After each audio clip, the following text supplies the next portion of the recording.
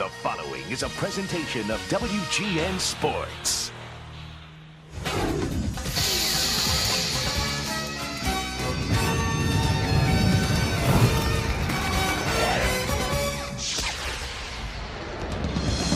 Irony of all ironies that the Chicago Bulls would begin a new era and season right where they wrapped up their last championship 7 months ago. The Delta Center, Salt Lake City, Utah.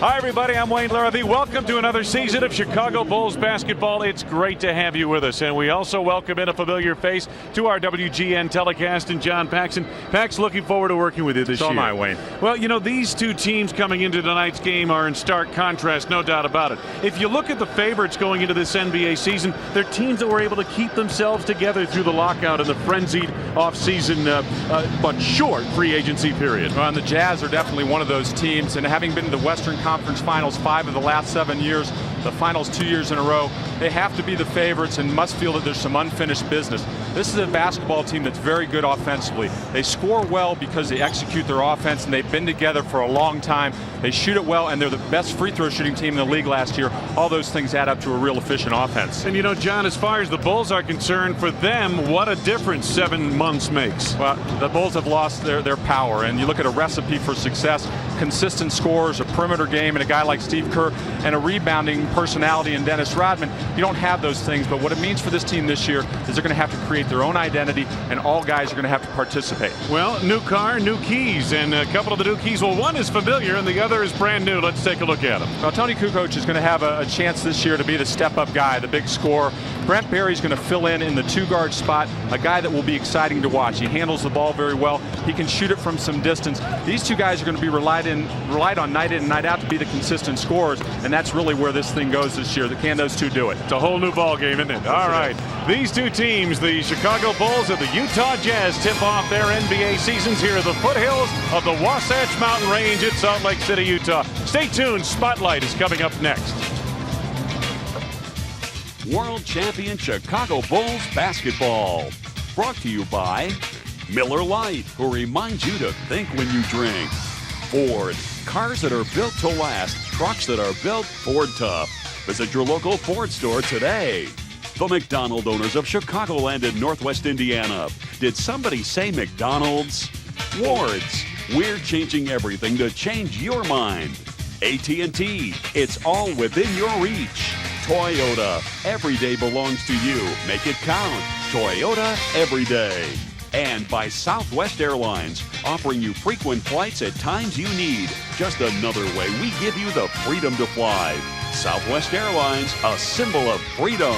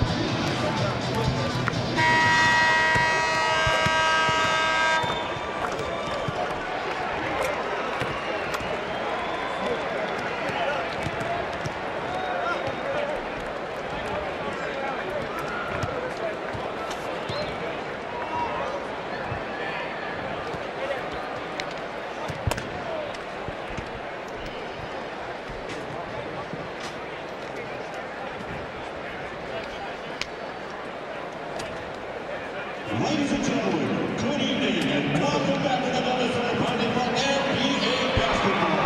Hello, Arnie. Okay.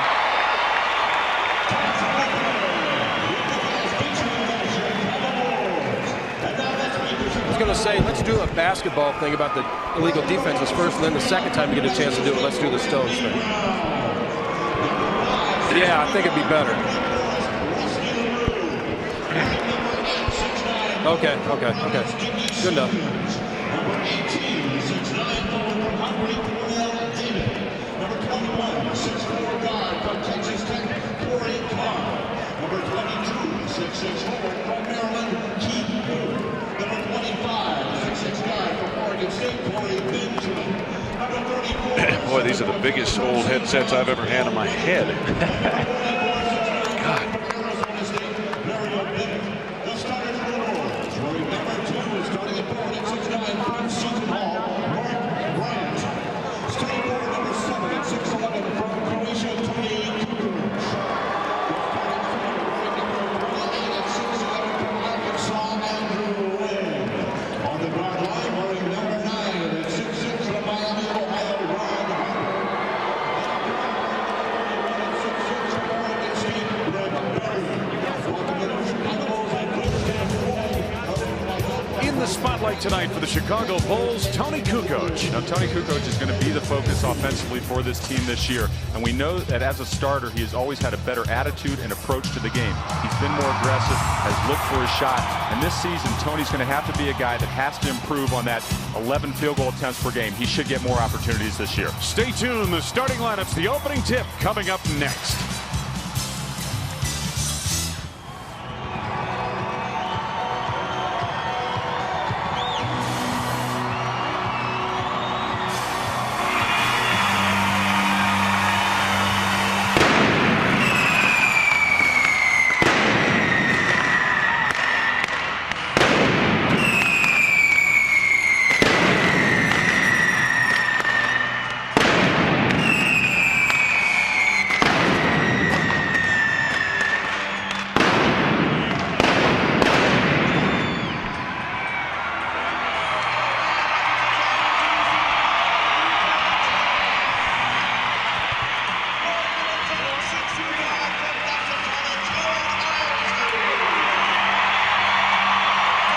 Testing 1, 2, 3. Test 1, 2, 3, 4.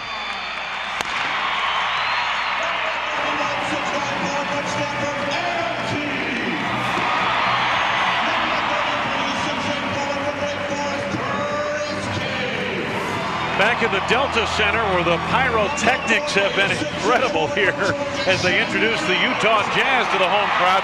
Let's take a look at the visitors' starting lineup from Chicago for the Bulls, and the front line packs looks like this. Oh yeah, Mark Bryant and Andrew Lang, two guys new to the system. Toni, though, coming off a terrific game at Indiana where he got 27 field goal attempts. And to the backcourt for the Bulls here tonight, Ron Harper and one of the new go-to guys, Brent Berry. I think Brent's going to be a real exciting addition to this team, and I'm looking forward to watching him play in this two-guard front system. For the Utah Jazz, a familiar front line. You have Russell, Malone, and Ostertag, but Malone's the guy that I would expect them to go too early. They're going to see how the Bulls defend him. And to the backcourt, yes indeed, Jeff Hornacek, Chicagoland product, and John Stockton. John Stockton's still, in my opinion, the best point guard in the league. His numbers are down, but he's still tough to handle in the open court. So there you have the starting lineups for tonight's opener here at Salt Lake City, Utah. Joining us on the telecast tonight, Dan Rowan. Dan? Thank you very much, Wayne. Yeah, it took a little bit, but the crowd finally got cranked up in one of the loudest buildings in the NBA. But if you think it's loud tonight, you should have been in here last night.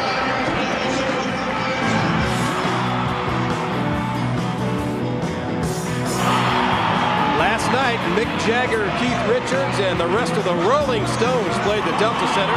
The fourth stop on their no security tour of the United States. A terrific crowd, a terrific show. And even the Stones concert last night illustrated the differences between the Bulls of last year and this year. Brent Berry was in the skybox with us taking in the show. It was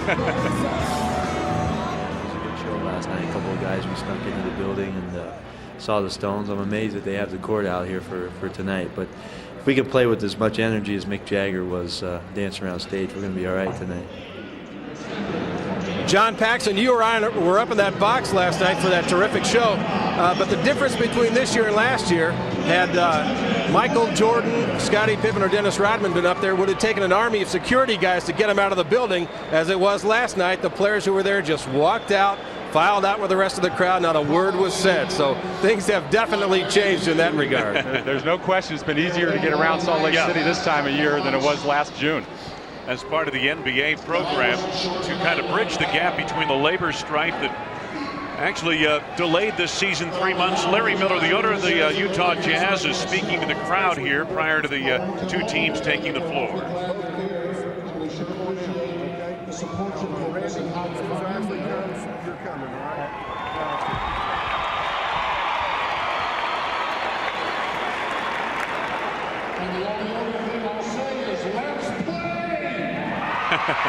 Short and sweet. There is Tim Floyd, and take a look at this. That's the first time since 1957 they got the final. Of course, and back in '57 they only had about 6 or 8 teams, right? Back That's then. right. And actually, my dad was playing in the league back in 1957 for the Minneapolis Lakers. So that's a long time to have a matchup like this. But I'm sure the circumstances back there then weren't as unique as they are this year, where one team is totally different than they were a year ago. Unique right down to the uniforms they're wearing. No, we're not at the United Center, but the Bulls are wearing their home whites here tonight because the Utah Jazz are debuting a new uniform that they'll use as an alternate uniform on the road. And John, they're decked out in a brand new black uniform. The uniform consists of the same design as the current road uniform, but incorporates black as the alternative primary color, of course. The uniform accented with a, well, you and I thought a rust panel, but it's copper. I always thought it would be strange as a home team player to come out in your road uniform on your home floor, but yeah, this Utah Jazz team, they're so polished and veteran that I'm sure it's an exciting thing for them to come out in something a little different. You saw the officials, Derek Stafford, David Jones, Derek Richardson, were set to go. Lang and Ostertag on the tap, and we're underway. The Bulls control Berry and Harper the backcourt. Bryant up front with Lang and Kukoc.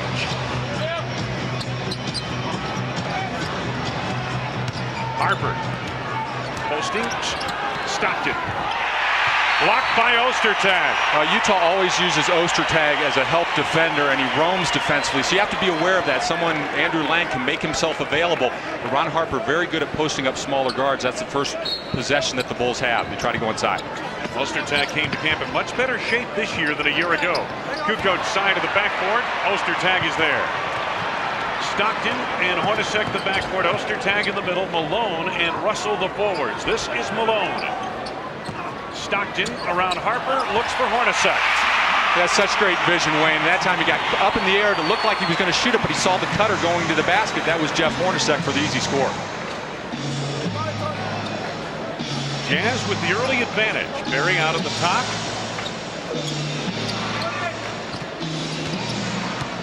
Berry gets the step through the lane. See, and I think the Bulls can work out of that type of set. They ran their offense, but it ends up in a screen and roll, and that's where Brent Berry is very good at attacking the basket. He has those long strides in the extension where he can get to the rim. It's a little hazy in here. That's not your picture, folks. That's all the, as I mentioned, pyrotechnics that were a part of the introduction to the Jazz lineup. Talk about cannons and smoke and mirrors. Wow. On the run, Hornacek with the right hand. Hornacek, all 4 Utah points.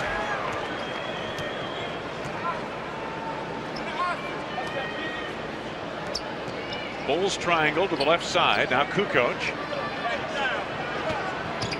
Toni goes to work and is stripped away. Picked up by Ostertag. Stockton out of the backcourt. Malone on the drive. Russell lost the handle but was fouled on the play.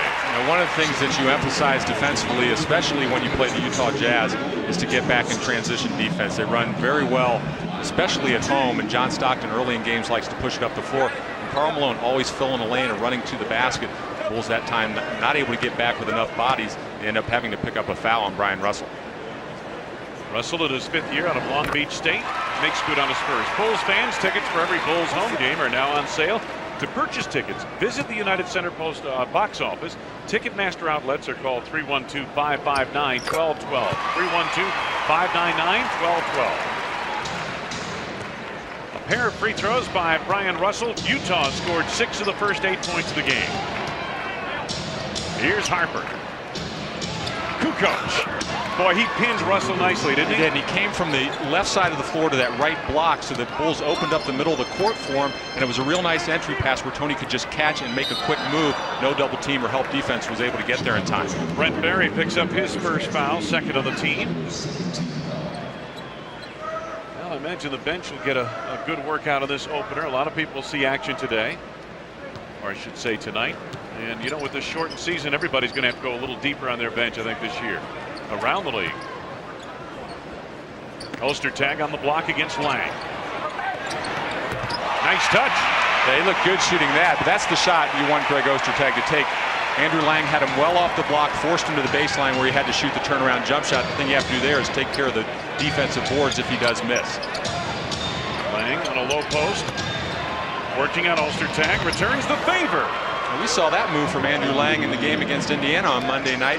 Left hand from the baseline, that time a little closer in, just off the lane. Stockton gets the lane. Malone able to chase down, but unable to save.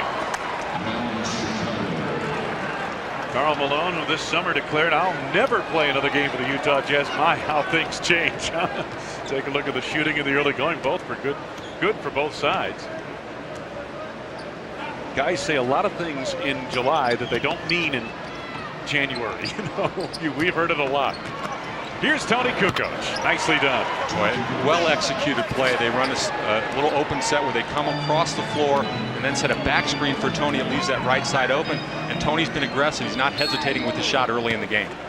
Harper got a piece of the feed into Russell, but I believe Toni gets called for the push down low. Jerry Sloan, take a look at him. 14th season, one of 3 Bulls to have their numbers retired by the Chicago National Basketball Association Club. Russell and Malone couldn't get to it. Now, Mark Bryant has played Karl Malone a lot, and that time they tried to run a screen and pin Mark Bryant in the lane, but he did a good job of kind of holding Malone up, and miscommunication, a poor pass from Brian Russell down from the top of the circle. Lang at a high post. 3-second violation called. So the turnover gives it back to Utah. You know, I talked to Mark Bryant this morning about how he intends to play Malone, and the point being, he made the point that you've got to get to the spot, especially in transition, before Karl gets there. Right, you got to try to get him off the block, because if he gets you deep, he's so big and strong, he's just going to pin you there. You can't get around him. There's really nothing you can do. Forced an off-balance shot, that time by Malone, but Malone certainly capable of hitting the fadeaway. Jazz by 2. Early going first quarter. Great to have you with us tonight from Salt Lake City, Utah. Doubled down by Stockton on Kukoc. Bryant gets the look. Bulls keep it alive. Bodies on the floor. No foul. Kukoc had it tipped away. Bryant. And Malone commits the foul on the slap. You always know, as a post defender, Karl Malone's going to strip when you turn in to take that shot, and that's a great job by Mark Bryant of staying strong with the ball and not allowing Malone to get on top of the basketball and get the steal. He's been doing that for years in the playoffs against Shaquille O'Neal. He's played him some, caused some fits down there. And Mark Bryant has some post moves. Bill Cartwright, in talking to him, he said he might be, outside of Toni, their best post-up player right now, and he's not comfortable or familiar with the triangle yet. So he's a guy that hopefully they can rely on throwing the ball inside and getting some production from. 6'9", 250. He's had some injury problems in his career, but when healthy, he's been a productive player. Well, 2 years ago in Phoenix, he averaged almost 10 points a game. So he's a guy that's been around the league, had a lot of playoff experience, and probably one of the reasons why he's starting here in the opening game against the Jazz. Brian Russell on the wing. Tied at 10 apiece in this first quarter. Stockton. Time winding down to the shot clock. Russell for 3, ring it up. Just enough penetration from Stockton to get the defense to be aware of it and turn their heads. And Brian Russell has learned in this league to fill in the gaps, especially with a great passer like Stockton finds himself open at the three-point line. Harper's been quiet. 5 minutes gone by, first quarter. Kukoc goes to work. Toni Kukoc comes out and hits 3 from the field. Toni's hit 3 of his first 4 shots. Bulls trail by 1. Ostertag on the block against Lang. Double down from Kukoc. He knocked it out of bounds. 15 to go on the shot clock for the Utah Jazz, at a timeout called on the floor. 6:42 left to go, first quarter. Nip and tuck so far in Salt Lake City.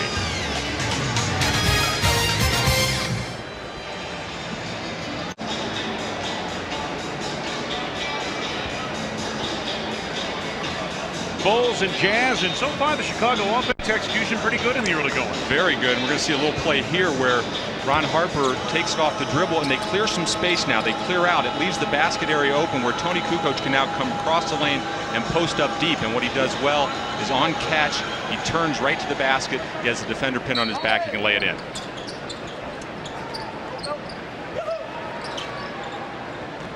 Here he comes across, and there's a great pass from Ron Harper from the corner.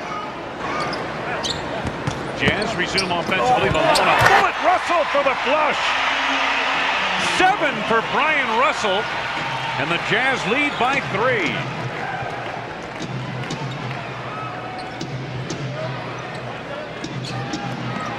Bulls triangle.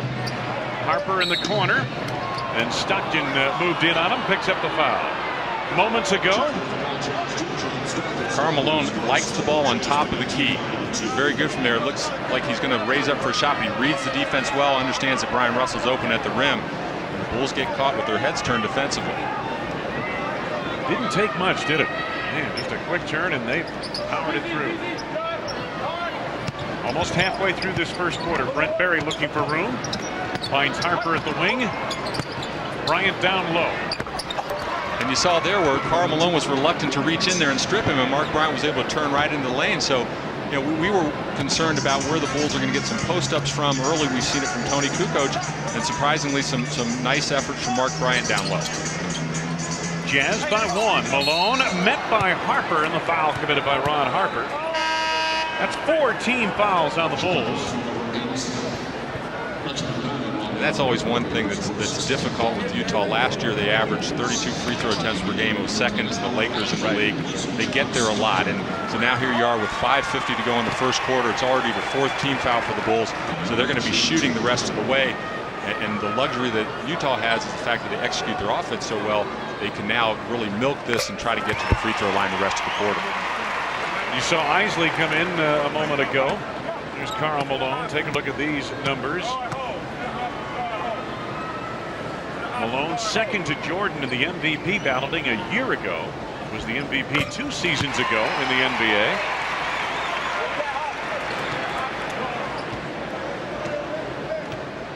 Malone would have to average 29.9 points a game this season to pass Michael Jordan on the scoring totem pole, NBA all-time. On the block, quick turn by Toni Kukoc, draws a foul on Brian Russell. And he really looks good down on the block. He's making quick decisions down there, and Utah's not a team that likes to double team. Their defensive philosophy is to collapse to the ball when it gets in the lane. But Toni has size advantage on Brian Russell. The Bulls were able on that possession to work it down into the block to him, and he made a nice quick spin move to the baseline. And John, one of the points of emphasis in this short preseason for the Bulls was they needed more aggressive play by Toni Kukoc. Take the body on the block, get to the free throw line more often than he has in his career so far. For his career, he averages just 3 free throw attempts per game, and a lot of that is because he's deferred in the past to Michael and Scotty and Luke Longley down low. But this year, that number has to go up, and in the 2 preseason games it did. What Tony's going to have to do, though, is make those free throws. Shot just 71% last year. If you're going to get there a lot, for this team, you're going to have to make it. Make him about over 80%, you would figure. Malone from the outside. The expanse of his game offensively is one of the reasons why he's so hard to defend. And that was not poor defense by Mark Bryant. He was right up on him and got a hand in his face, but Karl Malone just makes the shot. Quick double down in the post, and then what do we have? Got a foul coming up on Bryant as he tried to clear out on the back. You can see Utah's defensive philosophy there. It's a sagging defense. They collapse to the ball, and then they can rotate out. And here's Mark with the post-up position. This is for the first time on the left block. They're saying that elbow. I can't believe that elbow knocks down Karl Malone. I got to figure Karl Malone will submit that up there at the Sundance Film Festival in Park City this week, and he might win. He sold that pretty well. Isley now, and Hornacek the backcourt. Russell up front still with Malone and Ostertag. Ostertag, nice roll. Didn't get the shot, but it will go to the line. Another well-executed play by Utah. They run a screen and roll to the left side, and they clear the basket area, so it's wide open. All Ostertag has to do is roll down the lane, and Isley's able to make the over-the-top pass. So Ostertag heads to the free throw line. And he was a bit of a disappointment last year. He was. He got a big contract, came in out of shape. But they said with this off time, he came in very good shape. And they're going to need him this year because they lost Antoine Karl, who could come in, provide some minutes for them. And they're going to need him to play 30 minutes a game. He's a big body. He's a good defender. And he can block a lot of shots. He takes some of the rebounding responsibility away from Karl Malone, so they need him to be productive. He only shot 48% at the free throw line a year ago, and you know he came back this year in much better shape and looked good in their 2 preseason games against Denver. But last year he was criticized by Karl Malone when he came back out of shape. Criticized for his work ethic more than anything else. Kukoc to the fall away. Randy Brown has been inserted into the lineup for the Bulls. He takes Isley out of the backcourt. Jazz leading by 3. Just under 4.5 to go, first quarter. Deflection, and Dickie Simpkins able to intercept. Barry with a nice play defensively. Andrew Lang. Malone the rebound. Utah on the run. Russell in the lane with a jackknife move that draws contact in the foul. It's on Brent Barry. Second on Brent. Bulls are over the foul limit. A transition game always a key against the Jazz, and here they run well. They run deep with their big guys. You see Ostertag down early on that transition, and Howard Isley is becoming a real polished point guard. I believe playing all these years alongside of John Stockton in practice, he's become a very good point guard. And in their effort to get Stockton off the floor, limit his minutes to some degree, Isley's gotten a lot of time, and he's played very well. Harper back into the lineup for the Bulls. Barry and Lang lead. Wennington is on for the first time tonight. Well, you know, the point on Howard Isley, he started the first 18 games of last season as Stockton nursed a knee injury. Russell 1 out of 2 at the line, the game's second leading scorer with 8 points. Kukoc leads the way with 9. And Tim Floyd working with one of the newest Bulls, Andrew Lang, on the bench between shifts. Simpkins, 10 to go on the shot clock. Harper. Here's Kukoc. Toni. Ostertag position on Wennington for the rebound. Isley change of direction, and the foul is on Randy Brown, who deflected it loose. Randy Brown was put in the game when Howard Isley came in, and one of the things the coaches wanted to see was Randy's ability to pressure this guard. Because remember last year in the finals, Howard Isley had a couple really good games, and at that time he was matched up against Steve Kerr, and at times was able to overrun him with his quickness and penetration ability. That's Randy's job, is to try to keep him out of the lane. That looked to me like pretty good defense, where he's able to slide, cut him off, but just gets caught for the bump. Here comes Thurl Bailey. Ostertag has a seat on the bench, but they're cheering for Thurl Bailey, a longtime favorite here in Utah, has spent the last 4 years playing in Europe. I came into the league with Thurl Bailey. I've been out for 5 years, so he looks like he's in great shape, though, and he's always had a nice face-up jumper, and he's in a position now where he feels he's back in the league and win a championship. You need to tell me, you came in the league with him? He's that old? Cross-court pass intercepted. Very hard to throw it across the defense against Utah. Randy Brown breaks up the fast break, and Utah will load up some half-court offense. Russell to Malone. Against Dickie Simpkins, the interior feed deflected out of bounds. Last touch by Chicago. 12 to go on the shot clock for Utah. Andrew Lang and teammates looking on. Just over 3 minutes to go in this first quarter. Simpkins knocked it out of bounds.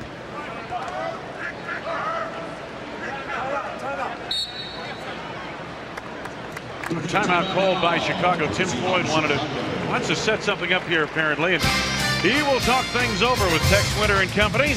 We've got a break with 3:11 to go in this first quarter, and the Bulls trail by just 6.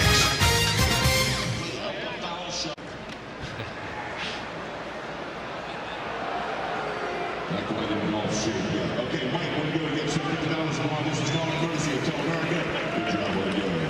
So, the Jazz using the VC High Center ticket from tonight's game. You see a 15% discount on CA Calvin Klein jeans merchandise. From C Attitude Trees to offers now 1 week from tonight.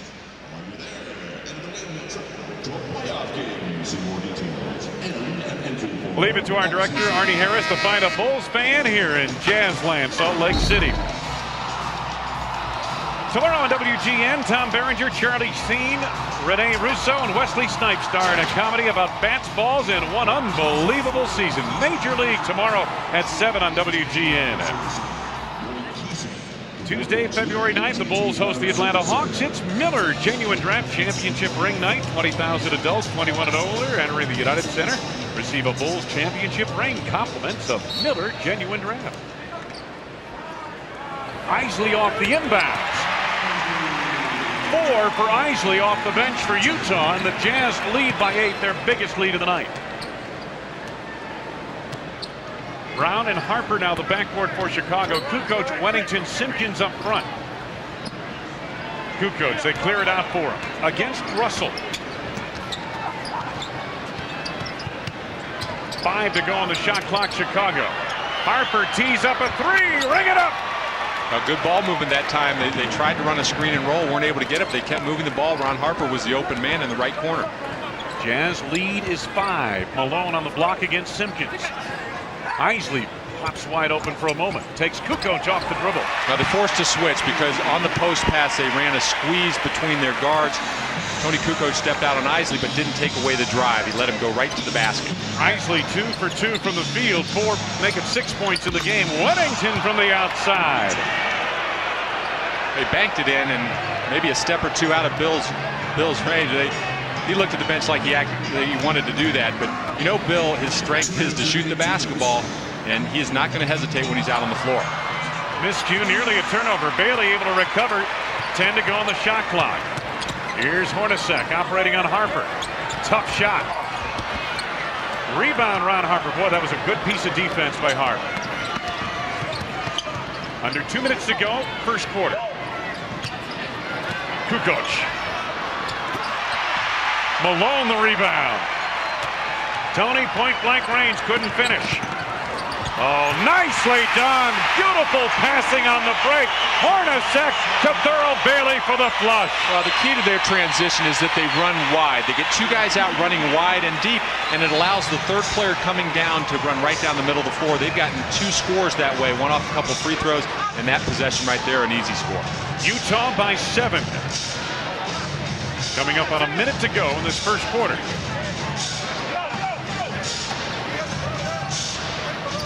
Wennington blocked by Bailey. Here comes Isley. Hornacek baseline, nowhere to go with it. Now they set it up. 10 to go on the shot clock, Utah.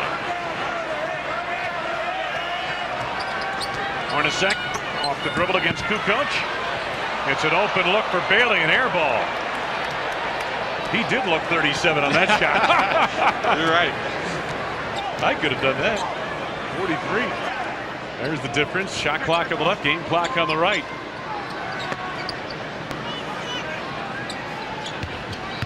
Randy Brown shoved by Isley. Isley's first. It's the first in the last 2 minutes by Utah. Now the Bulls will have a chance to play for the last shot of the quarter, and they're down 7, cut it to 5, and they've played very well in this first quarter. Their offense has been crisp, and defensively they've done a pretty good job. Harper for 3. His second tray of the quarter. Bulls trail by just 4. Isley hustles into the front court. It's an open look for Russell. Heel to the rim, and the first quarter comes to a close. All things considered, Toni Kukoc leads Chicago to within 4 at the end of 1. Kukoc 4 of 7 from the field, and the new look Bulls are hanging right in there with the old look Utah Jazz. It's a 4-point ball game, 29-25 Utah at the end of 1.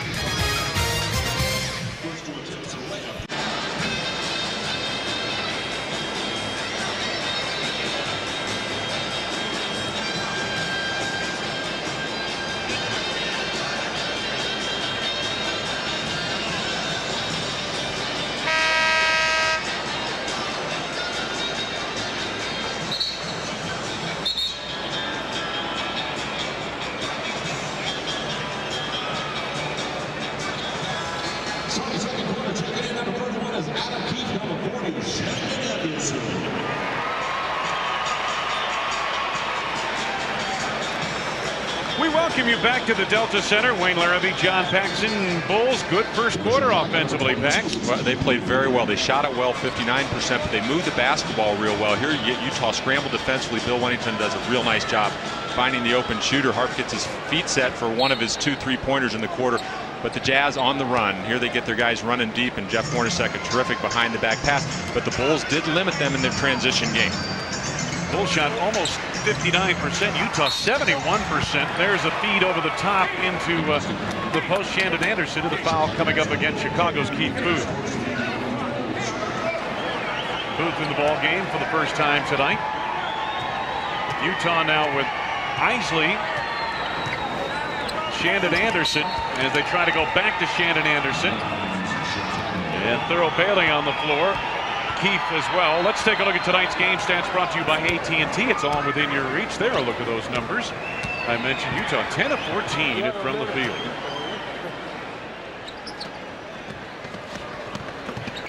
Keith Booth had it knocked away by Shandon Anderson. Picked up by Malone. This is Isley on the run. Bailey smartly sets it up back outside. Brown got a piece of it, knocked it out of play. It looked like it was Bulls ball. It looked like it went off Isley, but there's a real good indicator of what the emphasis for the Bulls is. They got back defensively, took away the rush up the floor, and ended up getting now an opportunity to set their defense against Utah. If we saw anything in the preseason games against Indiana, we saw the Bulls have pretty quick hands. They averaged 14 steals a game in those 2 games against Indiana. That's right. They forced 29 turnovers in one game and 20 in the other. So they got their hands on a lot of passes. We saw that in the first quarter as well. Illegal defense against the Bulls, their first violation. And the Jazz are trying to make a switch here, and for a moment had 6 men on the floor. Finally, they get Malone off. Jerry Sloan, a late substitution there. It's Phil Johnson to Jerry's right, left side of your screen as you look at it. Well, they've been here for a while as well. A lot of continuity to this entire organization, and one of the reasons that they've been so successful. Isley penetrates just a bit. Anderson on the drive. Nicely done. Again, the penetration, the Bulls forced him back, Howard Isley back into traffic. But when you close out on a guy like Shandon Anderson, you got to close out expecting drive, force him to take a couple long perimeter shots. Wennington gets an open look. Booth quick to the ball. They reload the shot clock for the Bulls. Bryant against Anthony Avent. Now Harper right back to Bryant. Avent reaching in. And he's called for the foul. And one of the things I like that Tim Floyd has done here in this first half is in the first quarter he came with 3 guys off the bench. Randy Brown, Dickie Simpkins, Bill Wennington. All veterans, all guys familiar with the system, so they didn't lose a beat when they substituted. Here in this quarter, Keith Booth is in. He stayed away from playing some of the young guys right now. Some of the new guys, Andrew Lang, Mark Bryant, ran the offense pretty well.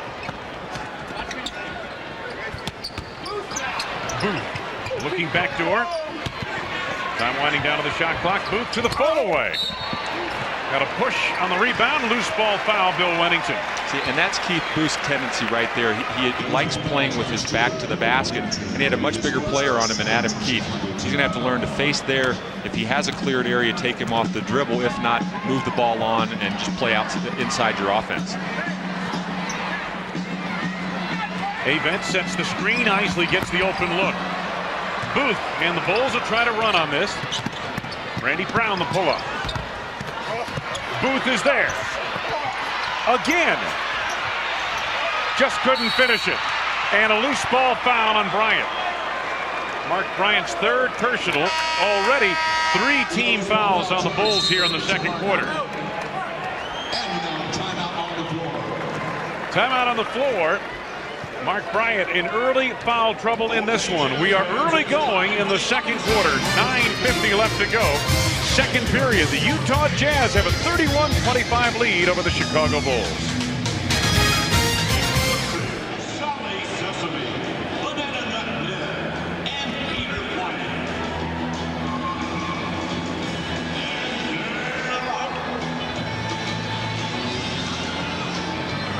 Pax, I haven't seen any of what they worked on yesterday. Right, they're holding it. Yeah.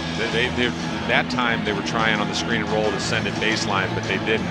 And Isley got the long shot, but they didn't score off of it. So okay. I think he's holding all that to just see if, you know. Yeah. And we haven't seen a lot of post-up John. Malone anyway. No. You want to do that sideline hit about that illegal defense stuff? Yeah. You mean as far as the practice stuff, how they're going to stretch the 2 Yeah, how they were going to can? play in those zone principle type things? Yes, okay. I'll do that coming back, and then you guys can go with it. Great, you're going to take it out of break, okay? 'Cause they just got their first.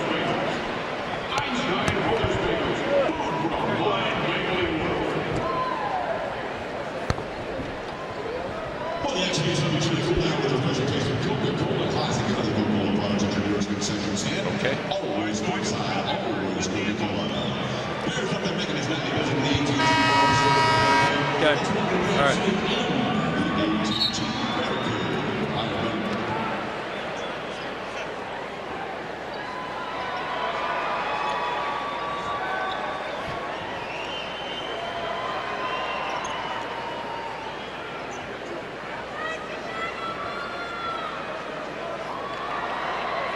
On Thursday, February 11th, when the Bulls host the New York Knicks, it's Mother's Bread Lunch Bag Night. 5,000 kids, first 5,000, 14 of them, they're entering the United Center, receive a Bulls lunch bag compliments of Mother's Bread. Utah resumes offensively. Avent in the post, making like Malone. He's a new addition to their team, and he played in the league for a couple years. In fact, Frank Hamlin was in Milwaukee as an assistant when Anthony Avent played there, and he liked his game. He has a little bit of a post game, as we saw there, and he's another big body. That's where they improved their team. They've added some bulk in Avent and Fuller to their lineup. Fuller they just picked up yesterday. Todd Fuller, former North Carolina State star. Time winding down to the shot clock. Harper, another tray. Why not?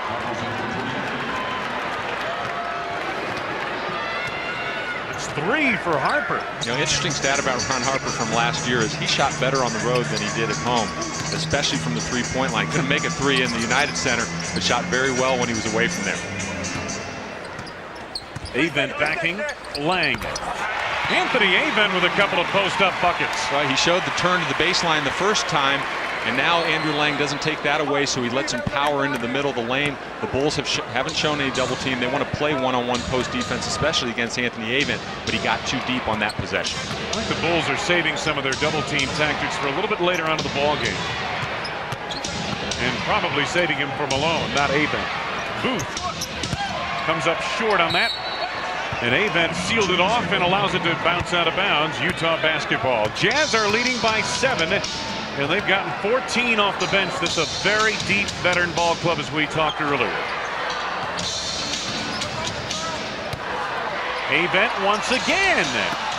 This time Harper sneaks inside for the rebound. Toni completes the triangle, gets it in the post. Tough move by Kukoc. He drew the foul. It's on Avent, and it's his second personal. And that's something we didn't see a lot of from Toni in the last couple of years. He ran down to that post spot aggressively, took the post, and even against a taller defender that time, he attacked him. And Toni has good footwork when he's down on the block. He showed a lot early the year that Michael was out, and Toni was a scorer for this team primarily. He showed great footwork down on the block, and that time again, just the confidence that he shows right now is really big for this team, because he's going to have to be the guy they rely on to score every night. Toni splits a pair at the line. He's 2 on of 4 from the charity stripe tonight. Jazz are leading by 6. Coming up on 7.5 to go, first half. Stockton. Avent once again on Kukoc. Will make that thorough Bailey. The shot will not count. The push on Kukoc before the shot attempt. And you see Tim Floyd, as soon as John Stockton comes in the game, he counters with Ron Harper to that defensive assignment. He likes that. Obviously, the Bulls staff that was here last year, they've talked to him about the matchups that worked well in the finals. Ron Harper playing John Stockton is something that works well for the Bulls. Anderson, Bailey, Stockton, thorough make that to Avent, and Keith on the floor for the Utah Jazz. Avent throws it away. Cornell David on the run and makes it go. The Bulls again just filling in the gaps defensively. They come up, sneak up from the weak side, and force a turnover. 4-point Utah lead. Under 7 minutes to go. second quarter. Adam Keefe off a nifty feed from Thurl Bailey in the post. And a foul coming up. Well, and that's Cornell David's inexperience on the floor and not being familiar with the Jazz offense. He allowed a baseline cut. He turned his head, and the Jazz, a terrific passing team, they recognize it and get the score. Toni Kukoc has picked up his third personal foul. Adam Keefe's flush gives Utah a 6-point advantage with 6:52 to go.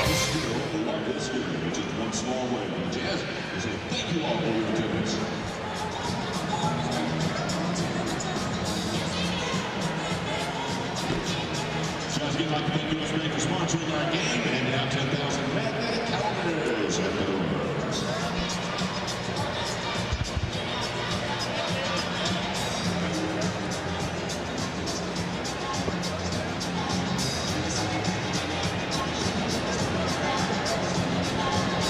One, two, three, four, five. How about the Hungarian Michael Jordan? We love him.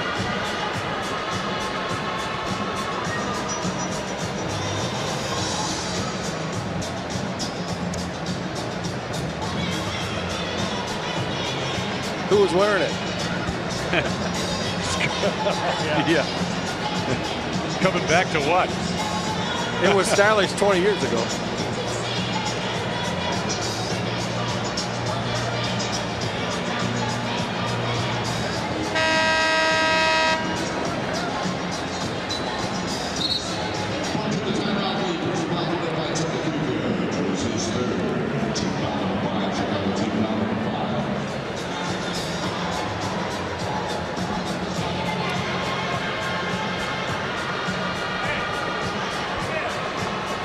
Dan Roan back at the Delta Center. Just a note on the Bulls defense. In practice yesterday, they worked on a lot of double teaming in the post, which they haven't really shown yet tonight. They have only been called for one illegal defense so far. They were playing areas and not men yesterday in practice. Of course, on that last play down the floor, Cornell David was playing no defense. That's something they're going to have to work on down in the post, John and Wayne. Especially in transition, Dan, no question about it. And yeah, they were stretching the principles of man-to-man defense as close as they could get it to a zone yesterday. A lot of talk about 2.9 seconds, you know.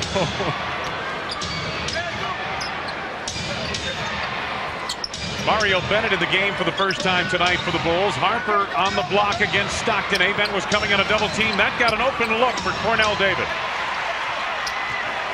Shandon Anderson the rebound. Stockton on the run. Bulls back quickly. Stockton all the way. Nobody picked up the basketball, and again, it's their ability to run wide and deep that leaves that whole area open for a good point guard, and John Stockton as good as anybody at reading what's available to him, and no one stopped the basketball. They covered the other options, but the main option was there. Right down the middle.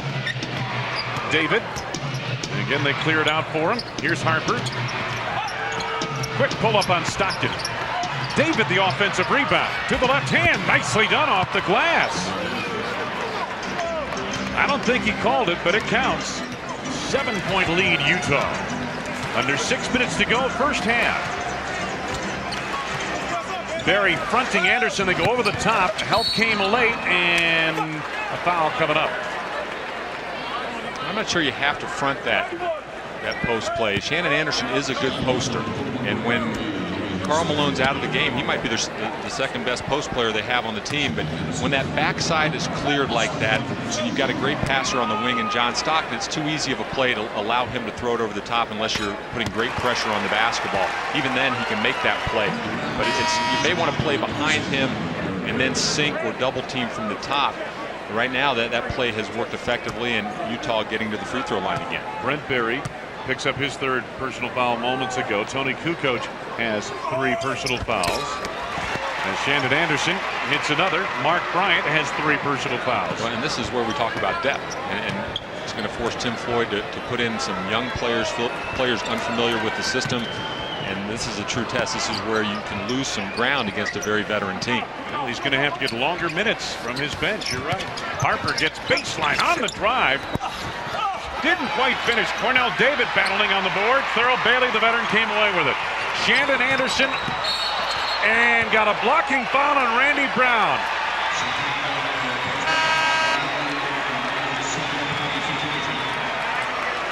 Bulls are over the foul limit. Brown picks up his second. Here's the block. Randy looks like he does a good job of anticipating where Stockton's going to go, and looked like he had his feet down. Stockton's a little out of control initiating the contact. That's the second time now that Randy has tried to anticipate that and picked up the foul both times. Karl comes into the ball game for the first time tonight. Stockton, annually one of the best free throw shooters in basketball. Take a look at John Stockton. His assists going down each year, injured the early part of last year. And they've had a few more options in terms of running their offense over the last couple of years than just John Stockton. Well, and with the development of Isley, they're looking long term. John Stockton's not going to play forever, and they have a guy who's just sitting behind him, and Howard Isley, who's going to pick up the slack when he does eventually retire. Can you picture this franchise without Stockton and Malone? No, I cannot. I mean, they'd have to change the logo. Foul inside called by David Jones, and this one's on Shandon Anderson of the Utah Jazz, his first. That's 3 on the team.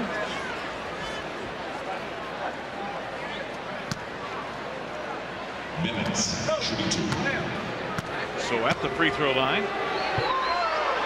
Mario Bennett gets a pair, and the Bulls not taking advantage of their free throw opportunities. Kukoc 2 for 4, Bennett 0 for 1 now at the line. Not one of Mario Bennett's great strengths. Stepping up to the free throw line, he shot just 36% with the Lakers last year in the games that he played. What he is a guy that can get on the floor, run, he's active, he can rebound, but he does not feel comfortable at the free throw line. Ostertag back in for Thurl Bailey.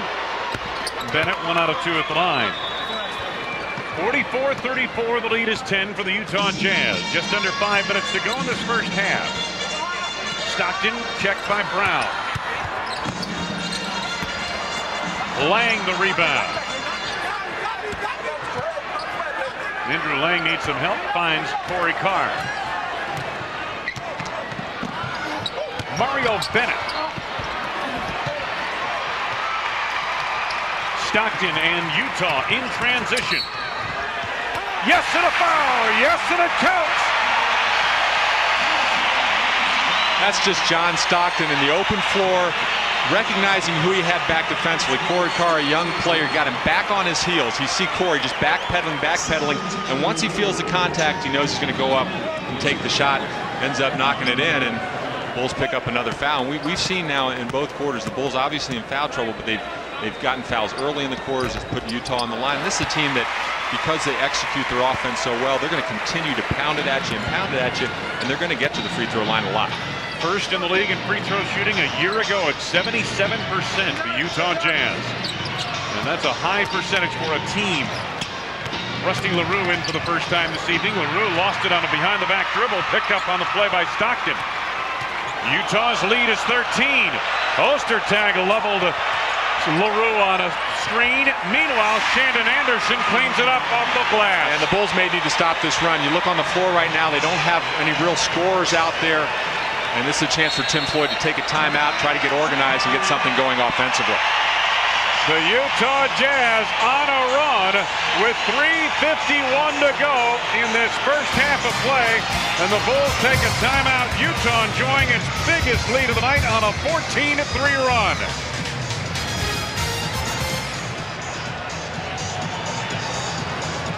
Anticipate those.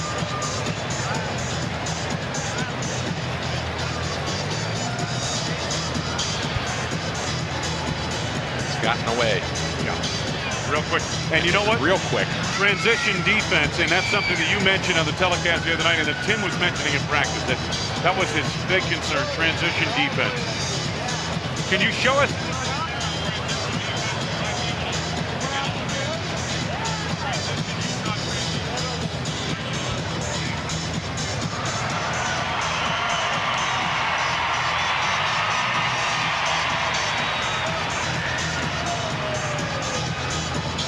To 3 run. How quick has it been? How many minutes?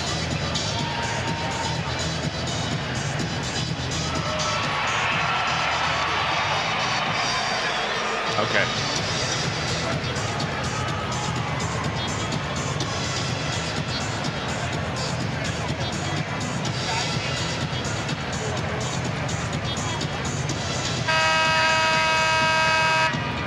Of course, Rusty's a Rusty's a football player, so he doesn't go down easy.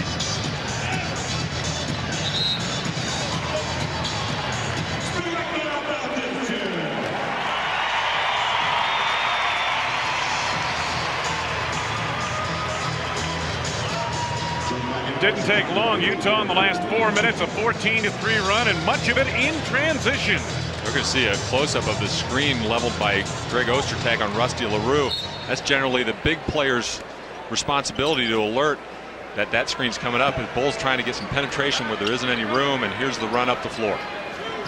Bulls resume offensively. You get the feeling, Pax, as you mentioned, this is a crucial juncture of the ball game for Chicago.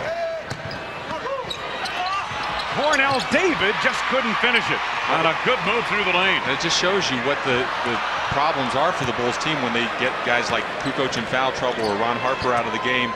They really don't have anybody now who can take up the slack offensively. Brent Berry has 3 fouls. He hasn't even been a factor offensively yet. There's been no shots out there for him. So you're really struggling once you have to get past those guys looking for scoring opportunities. Wennington gets a good look.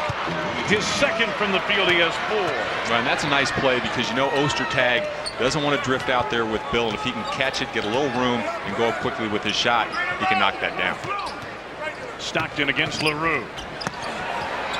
Karl Malone. And there's Cornell David again. He was supposed to be the guy rotating up to Karl Malone because the Bulls forced that screen and roll to the baseline, but he was late in coming, and you just cannot give Karl Malone that open a shot. Utah by 15 once again. And got a foul coming up here, and it's going to be on Chris King, who just reported on. A pause for station identification.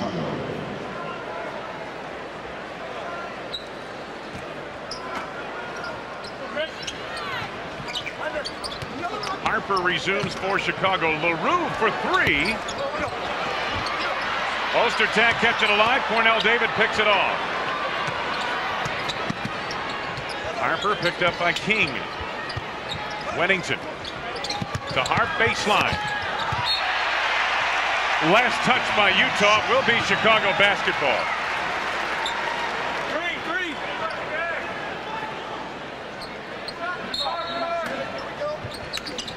LaRue on the inbounds. Harper able to connect. Real nice out-of-bounds play. The Bulls have worked hard on these, and that time they just set a screen. Ron Harper as the screener. They open up the middle of the floor, and he rolls right to the basket. They get the easy score. A well-executed out-of-bounds play. Coming up on 2 minutes ago, first half, Malone trying to thread the needle, and it went off Chris King, not Cornell David. But hang on, they're going to confer now. Well, they ran the same play that got Karl Malone the jump shot just a minute ago. That time the Bulls did a better job of hedging on it and making Karl Malone think about it, and then he had to try to make a cross-court pass. Tim Floyd is not going to get the benefit of this reversal. It goes to Utah on the reverse call. 9 seconds to go on the shot clock for the Jazz. King, blocking foul coming up on Cornell David. David picks up his first. Cornell David really struggling mostly on the defensive end here this first half. Well, I think it's hard for any European player to come over into this league and understand how to play one-on-one defense. I mean, you've got to really be able to get down, slide your feet, understand how it is to play in a physical type of game, and that's obviously where he lacks. Understanding just basic things off the ball, on the ball. He doesn't have any problem offensively. He's very aggressive. He will look for his shot, but that was just a situation where they isolated for Chris King and took Cornell David off the dribble. Bulls trail by 13 on a pair of free throw misses by Chris King, and here's Harper. Picked up by Shannon Anderson. Simpkins comes into the post. Illegal defense, Utah. Yep, John Greg Ostertag, the Bulls. That was the play they ran in the first quarter to get Toni Kukoc to that deep post position. And when you have a big guy like Ostertag, sometimes you want to lift him up above that free throw line. He was reluctant to come up. It's an illegal defensive call. Harper against Anderson, blocked on the play. Jazz on the run. Chris King off the hand of Stockton and out of play. Apparently last touch by the Bulls. It'll belong to Utah. Well, the Jazz very quick into their transition tonight. Shandon Anderson double dribble. He sure did. That's a good call by the official. He had a notion to just set and fire that for 3, but his second thought forced him into the turnover. Now, this is an important minute and a half. If the Bulls can get a couple of scores here and stop Utah at the other end, at least they'll have accomplished something to finish the quarter and have, feel that they're in the basketball game going into halftime. You don't want to allow this thing to get out of hand in the next minute and a half. And they've dodged a couple of bullets here in the last 2 possessions by Utah. Under 10 to go on the shot clock. Cornell David gets the step through the lane and floated it over Ostertag off the glass. Nicely done. He's shown a nice left hand twice in this game. Once on the block where he turned the lane, that time off the dribble. We said he doesn't hesitate offensively, so he can give them some scoring. Anderson posting Harper, and Harp commits the foul. Just to finish a little bit on Cornell David, you and I were talking in practice yesterday how he kind of facially looks a little bit like Toni Kukoc. Well, he's a little Tony in his game as well. Yeah, he does. And I think the European players, they're very similar in the way they play, and they have an attacking style offensively. They're generally pretty good shooters from the perimeter, and he has shown that ability. So he just has to now concentrate and focus on the defensive end of the floor, because in situations like this, the Bulls are in foul trouble. He's going to get some minutes. Under a minute to go in this first half. The Bulls are trailing now by 12. Shandon Anderson second at the line. Anderson became Utah's weapon off the bench a year ago. Malone took it away from Wennington. Well, you hate to give those up. A missed free throw, and it was almost as if Bill walked under the basket to try to get that rebound, never put a body on Karl Malone, and he gets an easy score. You're right, he got pinned too deep. Harper. Foul coming up against the Jazz. And it's going to be on Anderson, his second personal.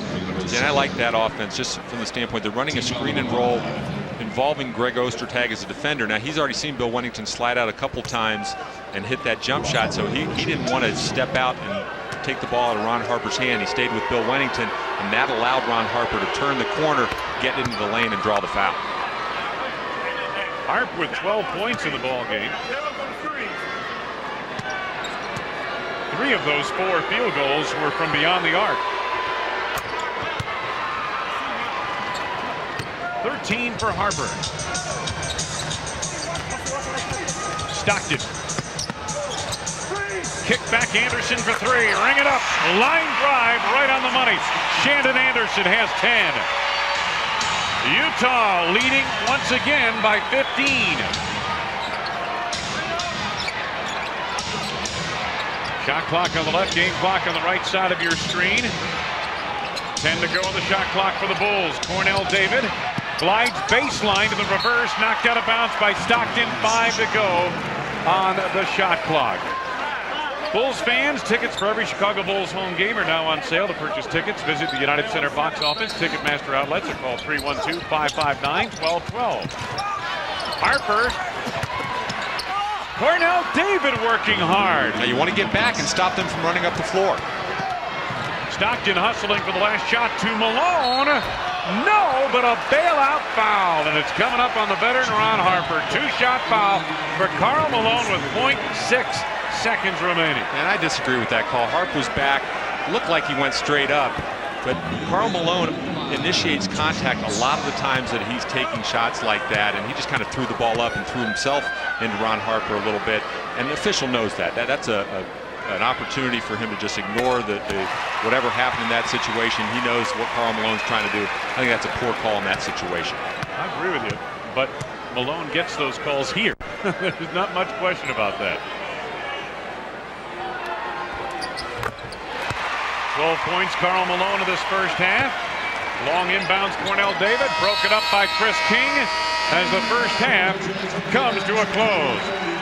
Tim Floyd, Chicago Bulls lost their grip a little bit on this game down the stretch. Karl Malone and the Utah Jazz head to the locker room at halftime, enjoying a 15-point advantage at 59-44. Halftime is coming up next.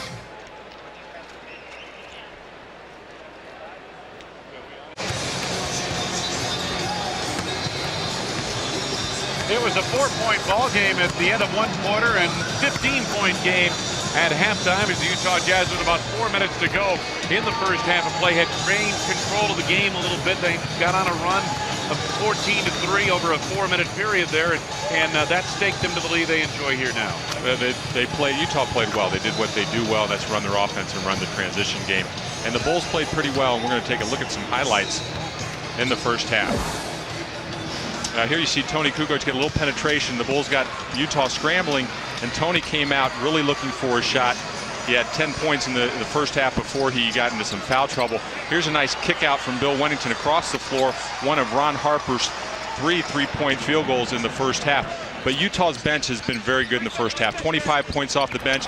Some productivity from Anthony Avent. We saw 2 nice post moves from him. And here's a transition game on a great pass from Jeff Hornacek. Thurl Bailey finishes that play. And we're going to take a look at what Utah does well. And here you have John Stockton on the wing. The Bulls want to force him to baseline and slide Dickie Simpkins here as Stockton comes down. But what you need on the weak side is rotation, and Cornell David does not make the run here to take Karl Malone when he steps out, and that leaves Karl Malone wide open for a jump shot.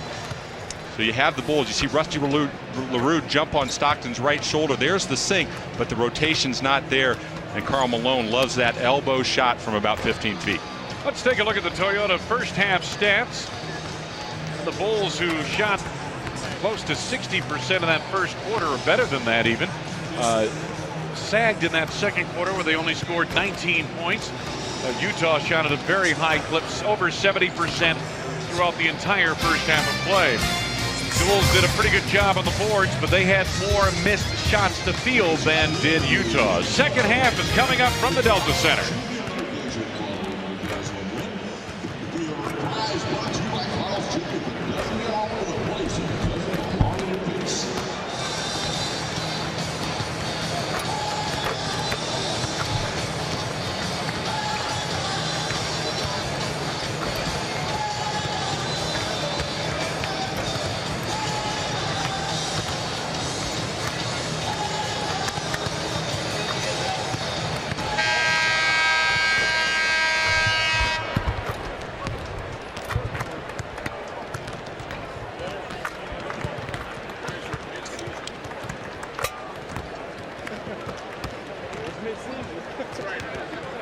Yeah, I'm still here.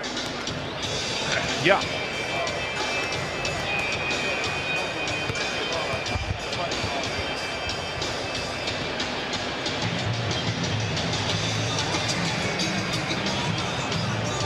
Okay, so again, you got a shot clock on, you got a shot chart on Malone.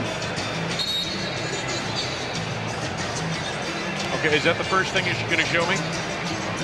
I'm sorry. We were.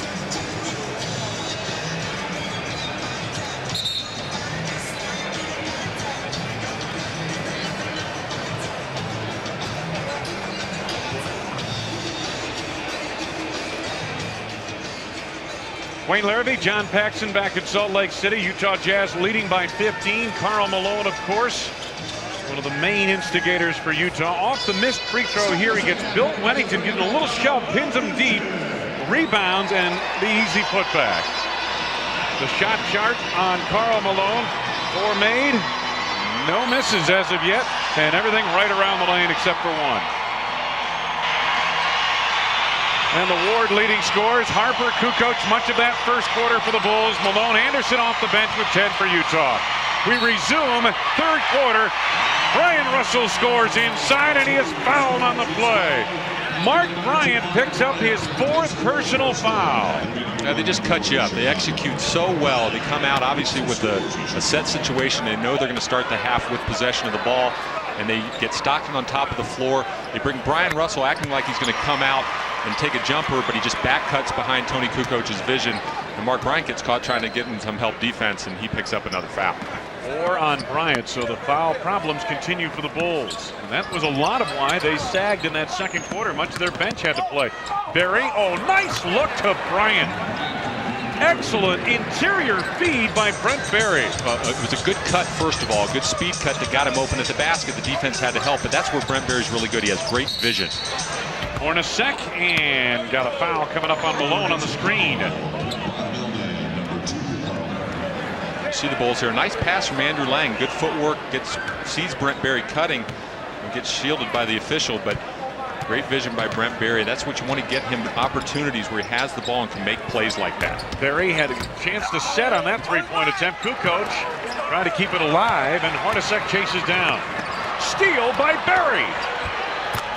He won a slam dunk contest. What was it, either last year or the year before, I believe it was. And he's got long arms. You saw him anticipate that pass from Hornacek to Stockton. He was able to get his hand on it. And he's terrific in the open floor. A nice finish by Brent Berry. 2 years ago as a rookie, he won that slam dunk contest. Great interior feed, Malone to Stockton. Well, you talk about expanding your game. We talked about his range stepping out on the floor, but he's been a great passer the last 5 or 6 years of his career, averaging about 4 assists per game. And that was just a perfect example. No pressure on him at the top of the circle, and he's able to thread the needle. Brent Berry gets Andrew Lang a look. Russell the rebound. Utah leading 64-48. Early going third quarter. Touch pass to Malone, not quite there from Hornacek. Off the turnover, here come the Bulls. Kukoc against Russell. Drew contact and the foul. Ryan Russell's second personal. Opening 2 minutes in this third period.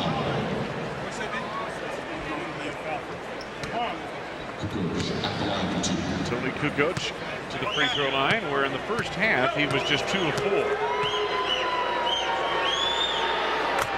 Here's what's on tap for the Bulls, brought to you by Miller Genuine Draft, official beer sponsor of the Chicago Bulls.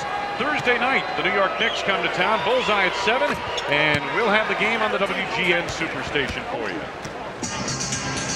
12 points now for Kukoc, and the lead is 14 for Utah. Stockton. Boy, there is some gargantuan pushing and shoving going on off the ball.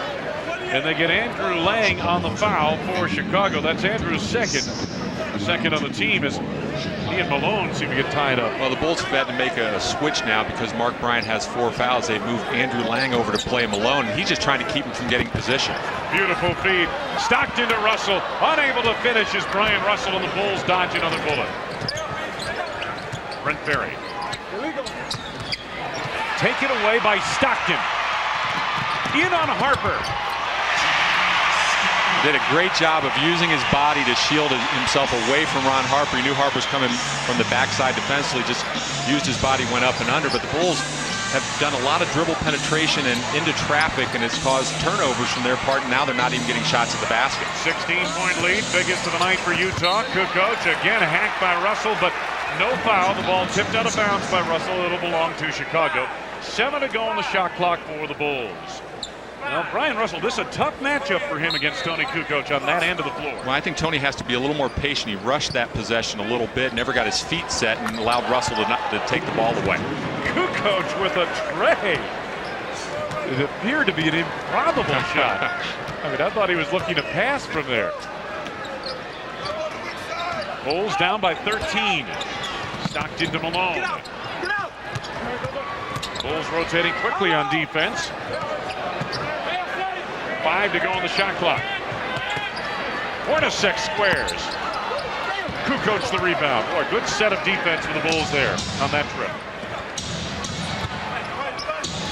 Berry for 3, and suddenly the Bulls are back to within 10. Now, Brent can shoot that shot. Over his career, he shot better than 40%, and that was just a nice job of looking up the floor and seeing Brent open in the right corner, and it was because he ran deep and wide all the way to the right corner of the floor. In fact, Brent is a good shooter when he gets 2 feet on the ball and 2 hands on the ball. 2 feet on the floor, 2 hands on the ball. Yeah, I wouldn't consider him a jump shooter. He's more of a set shooter, and when he does get himself squared to the basket, he shoots it real easily from long distance. Bulls trailing by 10. He gets 2 feet on the ball, he's got problems. Almost 4 minutes gone by in the third. Here's Kukoc. Picked up on a switch by Ostertag. Harper penetrates.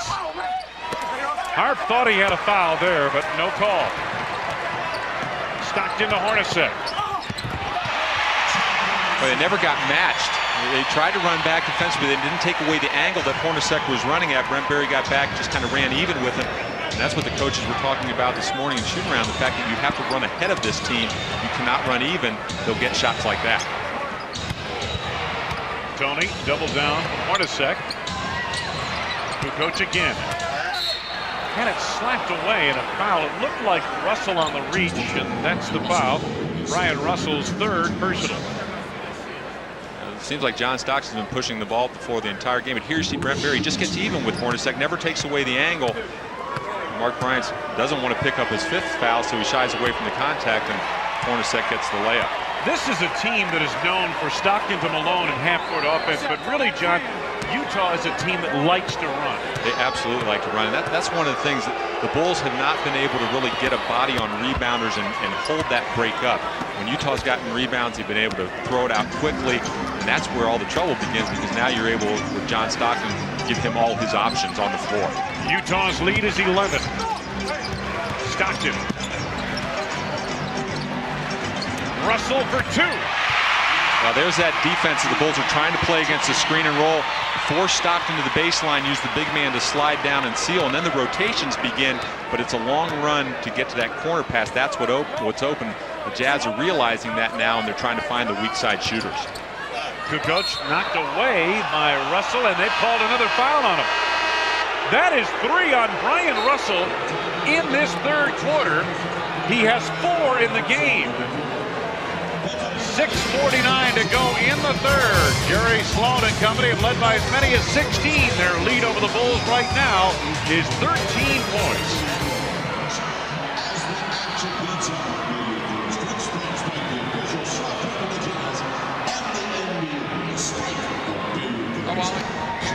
Any info for us? Any injuries? No blood, though? Got some foul trouble, but outside of that. Anything coming back, guys? I got it, Shane. I got it. Yeah, I got it. Yeah, I love this.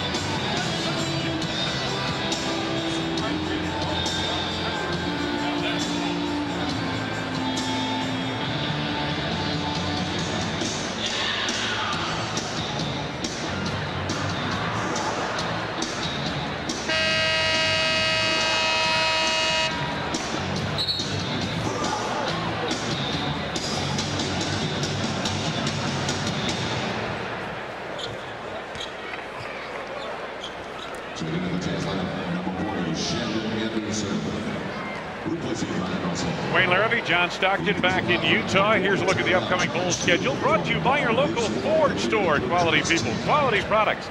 Sunday night at LA against the Clippers. Tuesday night home opener against the Atlanta Hawks. They'll raise the championship banner that night. Thursday night, our next game, it's the New York Knicks. Bullseye at 7 o'clock on the WGN Superstation. And then Sunday, February 14th, the San Antonio Spurs come to town. Toni Kukoc at the free throw line. 9 points in that first quarter. He has resurrected his game offensively here in the third. And again, it's been his willingness to attack and be aggressive. And Brian Russell, probably that last possession, bailed him out a little bit. But again, Toni kind of splitting his free throws. That's the third time that he's had 2 chances to shoot him up there. And he's split them 3 of the 4 times he's had free throw opportunities. Andrew Lang with the rebound that gives the Bulls another opportunity here. Kukoc with the turnaround over Shandon Anderson. 19 for Toni. And the Bulls back to within 10. Good patience. He knows he has the size to shoot over the top of Shandon Anderson. I'm a little surprised John Stockton was right there with help defense. He didn't leave Ron Harper to come and double team. Hornacek on the runner. Good movement away from the ball by Horny. Gets him the open shot. Just a nice screen that freed him up, and he's so good at making those little running shots off balance in the lane. These things look easy, not easy to accomplish. Kukoc with a leaner. Ostertag the rebound. Stockton on the move. Bulls back pretty quickly here on this defensive set. Hornacek to Malone against Bryant. not much Mark Bryant could do to challenge Karl Malone. Bryant in foul trouble with 4. 12-point lead Utah. Bulls resume offensively. Andrew Lang waiting for a cutter. 5 to go on the shot clock. Toni to the left hand. Nicely done. 21 for Kukoc. The last time on Shandon Anderson, he turned into the middle of the floor and scored. That time he recognized that Utah was coming from the top, so he went away from the double team and freed himself up for that little baseline shot. Stockton. Malone being fronted this time by Andrew Lang. Some pushing and shoving in the post, and what do they got? A foul coming up on Malone. 3-second violation. They call 3 seconds. Yeah, it is not a foul, but a 3-second violation. You're right. Well, you know, if you're fronting a player down low and you're pinning him in the lane, it's got to be a quick pass. And Ron Harper that time had active hands on John Stockton on the wing. Stockton didn't make the pass, so right there you have Malone stuck in the lane. Official makes the right call along the baseline. Isley in the ball game now for Stockton. Cornell David is back. 8 points in the second quarter for the Bulls. Kukoc. Harper. Boy, Harper had an open look if he wanted it. Kukoc off the weave. Cornell David and Andrew Lang play each other off the ball, and here come the Jazz with the break. Anderson, yes, to the foul. Well, Brent Berry did the right thing by trying to take the charge, but he never got outside that dotted line area underneath the basket. He had both feet inside of it, and when that happens, it's an automatic call for the officials where they know that it's a block. Here you see Brent retreating, and you see him just inside. I mean, if your feet are on that line, it's considered inside the line. Brent never got outside of it, never looked down to see if he was outside of it, so it's a block. Corey Carr getting ready to come in for Brent Berry. Berry's got 4 personal fouls. Anderson 13 off the bench for Utah. The Jazz again lead by 11. And it's really too bad because Brent came out in this third quarter very aggressive looking for a shot because he only got 1 in the first half. It's too bad he's going to have to come out of the game. Berry for 3. See, those shots are always available against Utah if you can get any type of penetration, because as we talked about, their defense goes to the lane on penetration. They want to stop the easy score inside. So if you have guys who can hit that spot-up shot, you know, they're very valuable, and Brent Berry's done that here in the third quarter. Either Cornell David or Toni Kukoc both were out of position, and they're guilty of an illegal defense. That's the second violation on the Bulls, and that will precipitate a free throw for Jeff Hornacek. Tim Floyd pacing the sidelines as Hornacek, a Chicagoland native, sets up at the line. Son of a high school coach, Jeff Hornacek now 9 points in the game. Corey Carr gets Brent Berry, and it's too bad because Berry, with 8 points here in the third quarter, has to have a seat on the bench with 4 personal fouls. Corey Carr, a pretty good shooter at Texas Tech, but has been struggling with his shot since joining the Bulls. Isley to Malone. Facing Andrew Lang. Takes him off the dribble. Bulls working the boards hard. Andrew Lang comes up with the rebound. That was a case of Karl Malone just trying to throw his body into Andrew Lang to draw the foul, but Andrew stayed high on him with his hands just straight up and down, so the call wasn't made. Corey Carr.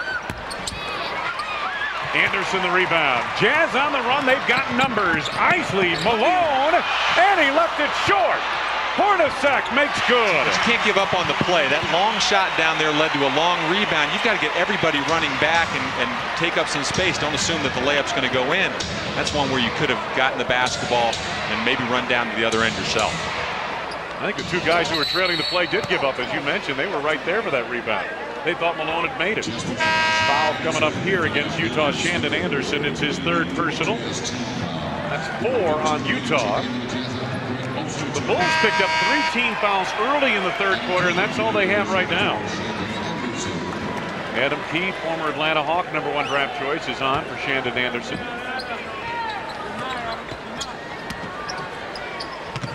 Corey Carr, Cornell David, and he took the pass with a foot on the sideline.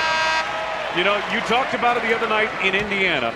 The Bulls can ill afford turnovers. They struggle offensively. They need to make good on almost every possession, and turnovers just put a crimp in any kind of offensive momentum. You'd like to get shots every time down the floor, and those type of things where Cornell David was open, it's really an unforced turnover. He just stepped on the sideline. The Bulls have done a pretty good job thus far in the game tonight, taking care of the basketball. Malone tied up this time by Andrew Lang, and that's Andrew's third personal foul, 4 on the team.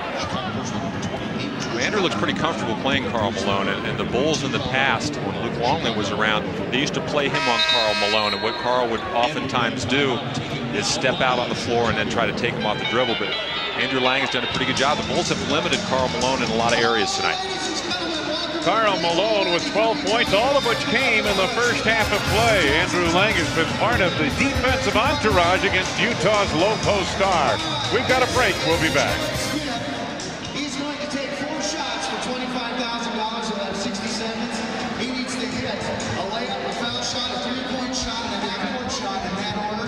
If he hits all 4 shots, he gets $25,000 right here. All right, gentlemen, let's do it first. We're going to go with the layup, my friend. Okay, you're going to show this? Here he goes. This is Jared Smith for $25,000 for the layup.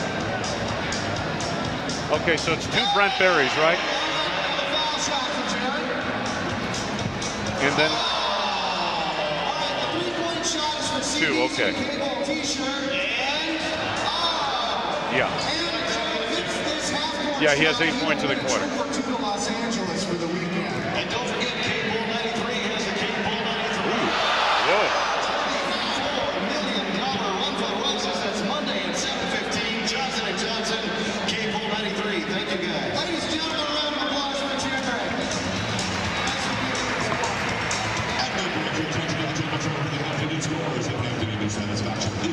Yes.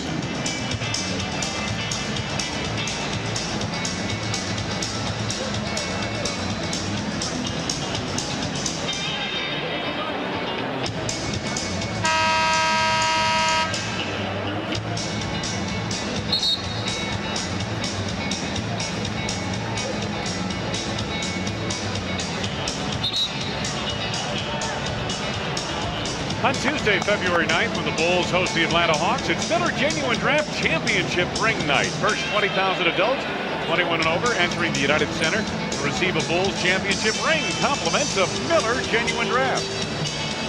Brent Berry showing a little bit of his game right there on the assist, and he can also play a role in the passing lanes as well. He's come out in the third quarter. He's in foul trouble now. Ability to shoot the 3-point shot. Been very aggressive here in the third quarter after getting just 1 field goal attempt in the first half. Here's a look at Brent Berry. 8 points in a red-hot third quarter, and now on the bench due to the foul difficulty. Malone misses his first, his second upcoming. Wow, almost missed them both. 13 for Malone as he splits a pair. Utah's lead again is 14. Randy Brown, Corey Karl the backcourt, Cornell David, Toni, Kukoc, Andrew Lang up front. Toni was hot earlier in this quarter, has missed his last couple of shots. Isley back the other way, running the break. Throw Bailey, resends it back outside to Isley. They want to get Bailey in the post. He has Corey Karl on it. And the steal by Karl. Good job of running Bailey. Cornell David on the drive. A good job of the Bulls of running up the floor, recognizing that Utah was holding in the backcourt, and one of the few times that the Bulls have gotten out in their transition game, been able to complete the play. Well, we mentioned Cornell David struggled on the defensive end of the second quarter, but he did deliver 8 points for the Bulls. He now has 10 in the game and making 11 points off the bench for the Bulls. That foul was on Howard Isley. Let's face it, the one area that this Bulls team may struggle this year is scoring. We saw that in the first half when Toni was out of the lineup, Brent Berry out of the lineup, Ron Harper got some foul trouble. So they're going to need guys that can score a little bit and can create their own shot. And it looks like Cornell David has that ability and the willingness to attack the basket, look for his perimeter game. Corey Karl guilty of a hand check as Bill Wennington steps back onto the floor, and Andrew Lang, who did a pretty good job down low, has a seat on the bench. Bulls over the foul limit, and Jeff Hornacek going to the line.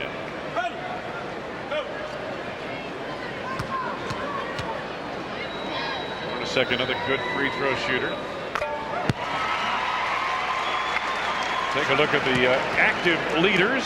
And Hornacek second on that list, and right tight with Reggie Miller at the top of the leaderboard, so to speak. Hornacek, 13 points for Jerry Sloan's Utah Jazz, and they lead by 13. Now we'll see now what the Bulls decide to do defensively. Without Lang in the game or Bryant and Malone still on the floor, they're going to have to send maybe Bill Wennington against him. That probably means they're going to double team Karl if they go to him down in the block. Good ball movement by the Bulls. Corey Carr gets an open look. Has to hit that shot. Adam Keefe the rebound. Lead Malone. Yes, and a foul. Karl Malone runs the floor as well as any big man in basketball. He started even with everybody down at the other end, and just it's the willingness to get out and run, and you know that your guards are going to throw the ball if you're ahead of the pack defensively, and that was Howard Isley making a great lead pass to Malone. He's able to finish. So now you've taken him where he struggled a little bit in this quarter, but you've given him an opportunity on the break to get an easy basket. Malone, who has that hesitation, drew a couple of people into the lane. Here you go. You see him. He just runs by the defense. A little miscommunication between Corey Carr and Bill Wennington. Remember, the Bulls are trying to get two guards back defensively, one at the basket to take those type of things away. They weren't able to do it that time down. A minute 44 to go in the third. Utah leading 84-68. Kukoc quick release. An air ball, and Thurl Bailey retrieves. Hornacek running the break. Keith down low, blocked by Carr. Got a foul coming up. Again, they're running it. And we just talked about the fact the Bulls are trying to get one guard back to the basket, but they then have to wait till a big man gets back to release. That time they're concerned about the guys running, and it leaves the basket area open. That's Corey Carr down there where he doesn't get back and take that away. He does do a good job of making a block, but by that time you had the Jazz right on top of it. Adam Keefe. Toni at the other end got a baseline shot. He thought he was hit on the play. Again, we're seeing those long shots for the Bulls in this game have resulted in rebounds by the Jazz and then the opportunity to run up the floor. Some of those long rebounds come out almost like turnovers, and a team's able to garner them in the open floor and go right to the bucket. The same effect as a turnover at midcourt. Randy Brown knocked out of bounds. It'll belong to Chicago. Jazz on a 9-3 run after the Bulls had cut the gap. Bulls had it under double digits for a moment. And in the last 3 minutes, the Jazz have been able to break things open. Time winding down to the shot clock. Beautiful move. Corey Carr jumping into the lane. He's missed a couple perimeter shots, so he was reluctant to take that one, but it was a good aggressive move into the lane. Showed some quickness there to beat his man. A minute to go. Third quarter from Utah. Isley against Randy Brown. Hornacek challenged by Corey Carr. They clear it out for him.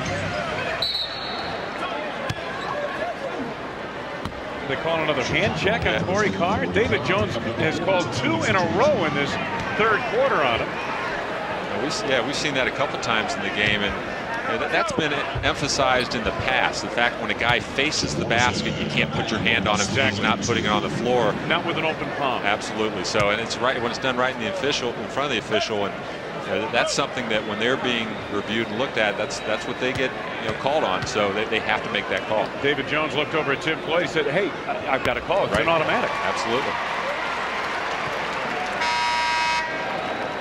Hornacek now with 14 points in the game. Carr leaves. Brent Berry back on. Berry playing with 4 personal fouls. The Bulls really kind of lost that edge that they had in the third when Brent went out with that 4th foul. No question. Berry had 8 quick points in the third quarter, then had to sit down. 15 now for Hornacek in the game.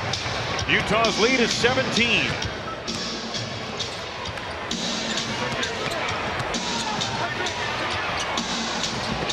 Brown to Kukoc. Toni gets Brent Berry an open look for 3. And got a push coming up down low. It's going to be on Adam Keefe. His first. Team is over the limit now. Dickie Simpkins back on for Chicago. Cornell David leads.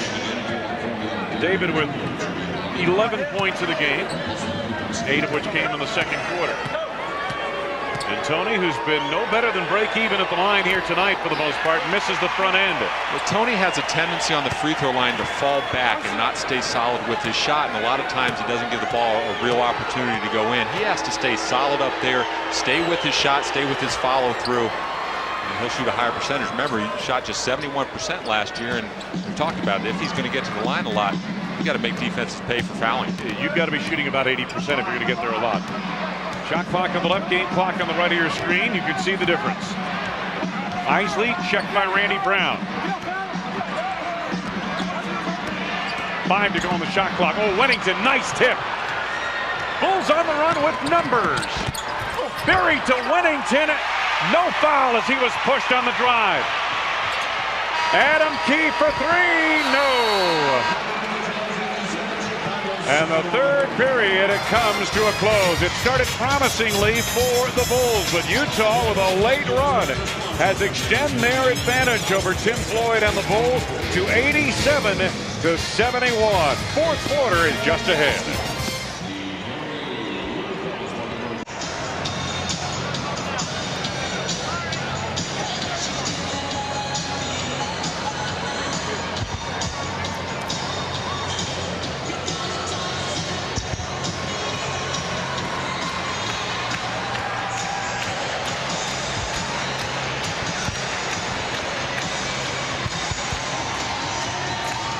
What are you going to show us?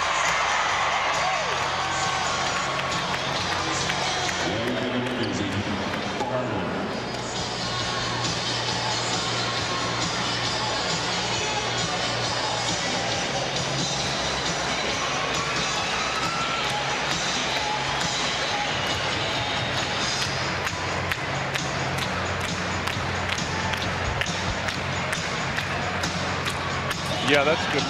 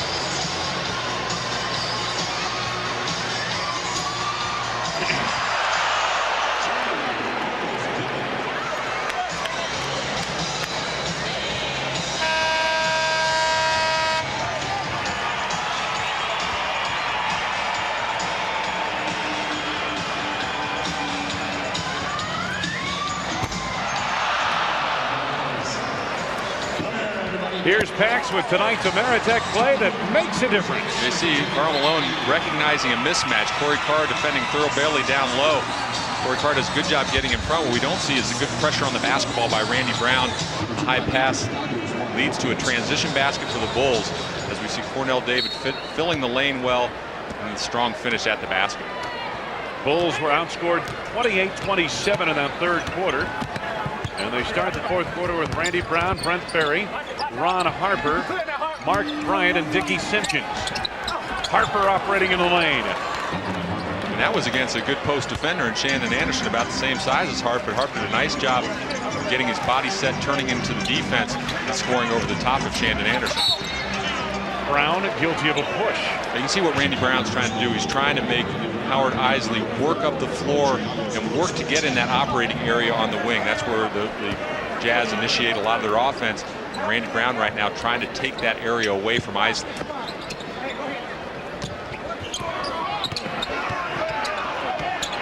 Jazz trying to get some spacing here. And the entry intended for Malone knocked away by Berry. Last touch by the Jazz. He's got those long arms. We saw it on the one transition play where he stepped in the passing lane. He's got long arms where he can play guys that are trying to make the pass to the post, get his hands on. He's done it 3 or 4 times in this game. Berry draws contact at the foul. To finish your point on Brent Berry, if there's any criticism of his game, it's on the defensive end, but he has the capability, as you mentioned, physically with those long arms. And he certainly works hard enough to be a decent defensive player. Right, and I think sometimes too, as a player, when you're kind of labeled that way, you make a real effort to get better in that area. And he's going to have to guard some pretty tough two guards in this league. But I also think that Brent has, because of his size and those long arms, there's going to be certain point guards in this league that he's going to be able to play, not as a pressure guard, but just able to play off of them, make it difficult for them to make passes. Quick entry into Malone. A rebound chased down by Brent Barry, and here come the Bulls. Barry going behind his back, lost it. Howard Isley past Randy Brown. Harper got a piece of it, and the tip by Adam Keefe. And that Brent just got a little too cute with his dribble, right into traffic, tried to make a play, and you just can't afford to do that against a good team like Utah. They were able to finish on the other end. So they take your turnovers, turn them into baskets for themselves. No doubt they make you pay. Harper. Keefe battling on the board. Utah leading by 15. Thurl Bailey. Bryant, good position to the rebound. This is Randy Brown, has Barry in the corner, goes to Simpkins, the post lane runner. This group doing a good job at least getting out on the floor and running. They did a nice job. Rebound, quick outlet. Dickie Simpkins saw an opening up the middle of the floor, ran the lane hard. Isley, Shandon Anderson. Oh, here's a tip by Randy Brown. The steal, Brent Barry. Barry pulls up for three. Make it two. He had a foot on the line. 13 for Brent Barry, and now Utah wants a timeout.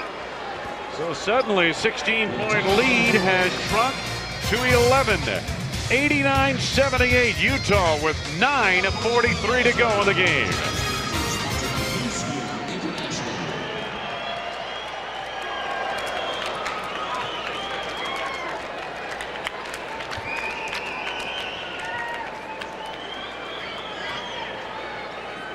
See Stockton come back.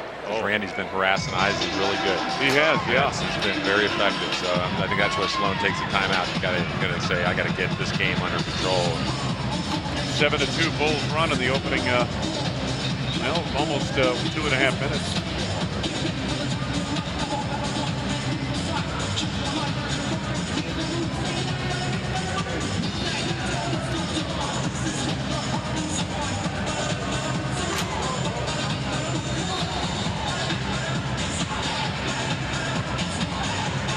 Read the Discover card. Oh, you're going to do the okay. Utah would not be complete without one last look at the final basket of Michael Jordan.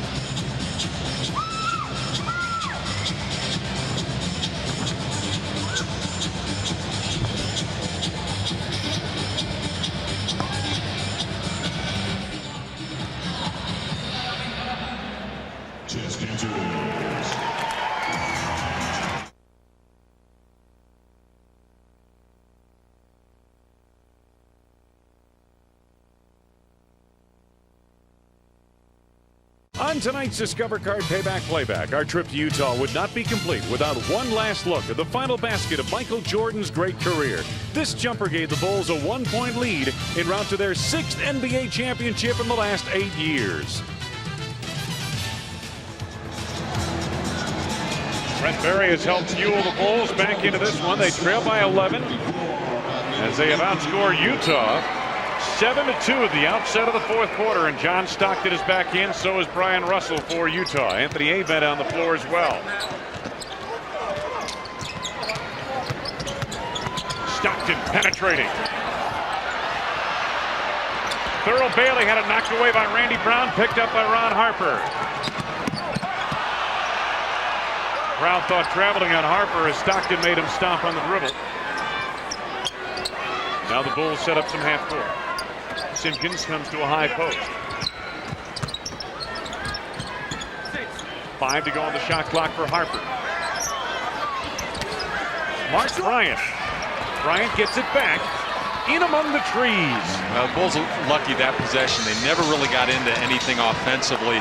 Finally, as the shot clock winded down, Mark Bryant did a good job at least getting up a couple opportunities. The Bulls were able to capitalize and get the lead now under 10. 9-2 run Chicago. Stockton looking to operate. Finds Anderson for three. That's where they say he has improved his game. He knows that he has to become a better perimeter shooter. He's knocked down a couple long-range jump shots, but that's John Stockton turning the corner on the baseline, and the Bulls not taking away that pass from underneath all the way across the floor. That's where Shannon Anderson was open. And again, Utah double-digit lead. Harper on the block against Shannon Anderson. It's been a good matchup. Harper to the reverse. No, but a foul. Harper almost had enough English on it. Foul is coming up, and it's on Thurl Bailey, his first. And I like, too, the fact that Ron Harper is making his way down to the post, been aggressive down there, because the Bulls, outside of guys like Mark Bryant in the game now, and Toni Kukoc, you need other people to step in that role, and Ron has been very willing. Early in the game, it was against the smaller guard and John Stockton. But we've seen here in this half where he's gone against Shannon Anderson, who's a strong post defender, and Ron's beaten him a couple times now. Let's pause for station identification.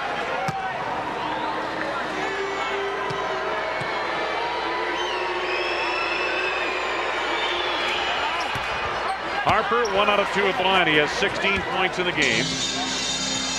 Kukoc and Barry are back in for Chicago. Stockton sets it up. Bulls trail by 11. 4 minutes gone by, fourth quarter. Avent tries to turn on Simpkins, and he traveled. Good call.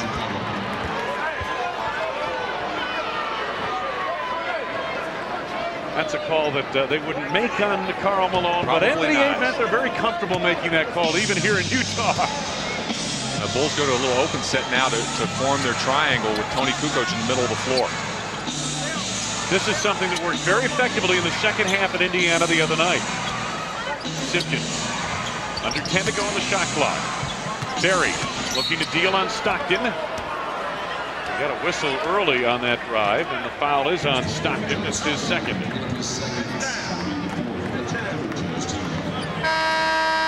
Three team fouls on Utah. Karl Malone back on, and Thurl Bailey leaves. Bailey, a former #1 draft choice of these Utah Jazz. Harper penetrates into the lane. Ron Harper now with 18 points. Good strong drive on the side out of bounds play where the middle was open and Ron just attacked. And the Bulls back to within 9 once again. Stockton. Harper poked it away on the steal. Bulls in transition. Barry's pass for Kukoc was tipped out of bounds by Utah. I believe that was Avent who got a piece of it. How about the D by Harp down at the other end? Looked like Stockton to turn the corner was going to go in and lay it up, and Ron plays from angles defensively better than anybody maybe I've ever seen. He just has a knack for doing that and getting his hands on balls. Malone tried to save but ran out of real estate at the baseline, so this possession will continue for the Bulls. And Tim Floyd's going to take a timeout. I think it's a real good timeout to get his team organized now, knowing this is a big possession. You can cut the lead to either 5 or, to 7 or 6. They're going for a full timeout here. So the Jazz talk it over around Jerry Sloan. The Bulls visiting with Tim Floyd. We have 7 minutes straight up to go in the game. The Bulls trail by 9.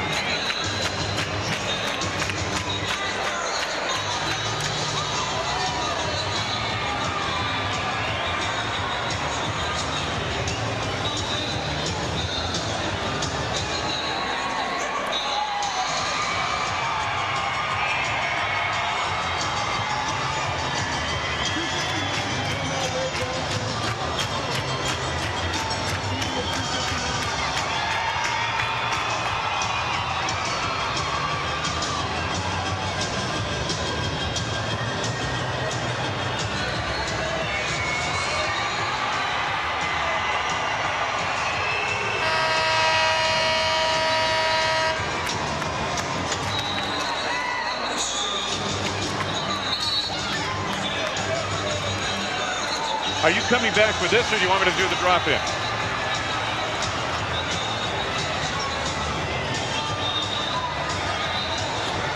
On Tuesday, February 9th, when the Bulls host the Atlanta Hawks, it's Miller Genuine Draft Championship ring night. First 20,000 adults, 21 and over, entering the United Center, receive a Bulls championship ring. Compliments of Miller Genuine Draft. Bulls have outscored Utah 12-5 in the first 5 minutes of this fourth quarter. Nice entry into Kukoc to the left hand. It worked because he had Toni Kukoc set a back screen and then roll right to the basket. He was open, a good post pass there from Brent Barry. This is the closest the Bulls have been since the second quarter. They're down by just 7. And that's a nice sign too, because that's coming out of a timeout where you've had a chance to get with your team, diagram something, they ran it well, executed, got a score. Anderson to Stockton, 3 to go on the shot clock. Stockton with a quick release and a brick. Shot clock violation. He did not hit the rim.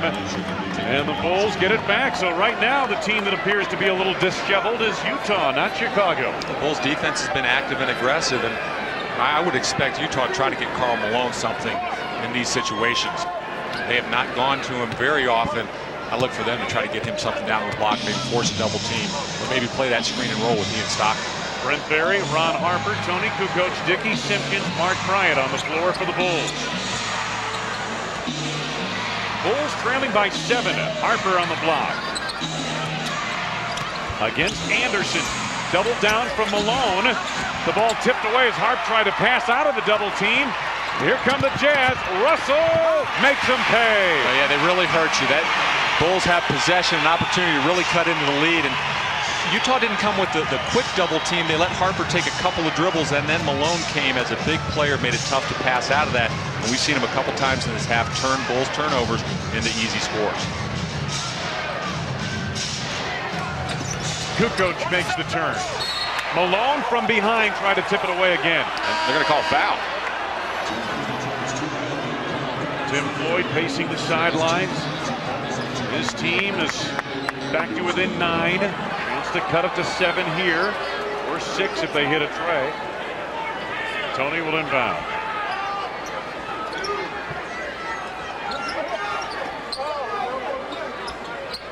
Ron Harper against Stockton. Gets a screen from Bryant. Stockton knocked it away.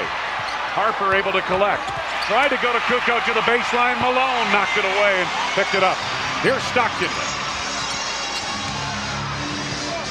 Malone inside, and a foul coming up.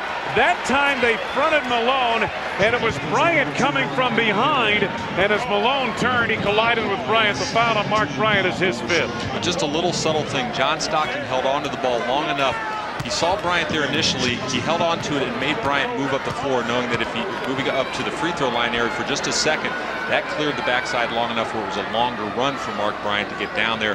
By that time, Malone's at the basket, and he just has to throw his body into the deep defender, and he gets to the free throw line. But now you've seen a couple of turnovers that in key situations that have really hurt the Bulls. And this is what happened in Indiana the other night. The Bulls were right there, but a couple of 3 turnovers down the stretch just killed them. And that's something that, I think that's where the lack of familiarity absolutely, you're right, comes into play. There's no doubt about that. They 2 weeks of practice, a ton of new guys. They're just not as comfortable as they would like to be with one another out on the floor. Kukoc for 2. But I'll tell you what, Pax, you've got to be encouraged by what you see here in this fourth quarter. Under 5 minutes to go, and the Bulls are down by just 9. No question, but they're doing it with veteran lineup. When Tim Floyd has had his veteran guys out on the floor that know how to play, they've been okay out there. Dickie Simpkins to Harper. Harp on the drive. Barry almost tipped it home. Here comes Russell. Nearly ridden off the play by Harper. Now Stockton pulls up. Just didn't get matched. Wayne, if the Bulls do lose this game, we're going to point to 3 or 4 possessions in this quarter that they had capitalized on. It would have put them right in the game, but they're not able to. That time, a transition opportunity. Hart misses it. Brent Barry's right there at the rim, can't complete the dunk. And again, Utah runs down to the other end and gets a basket. As close as 7 here tonight have the Bulls been in the fourth quarter to Jerry Sloan of the Utah Jazz. They now trail by 11. And here's tonight's highlight game brought to you by Miller Lite, proud sponsor of the Chicago Bulls.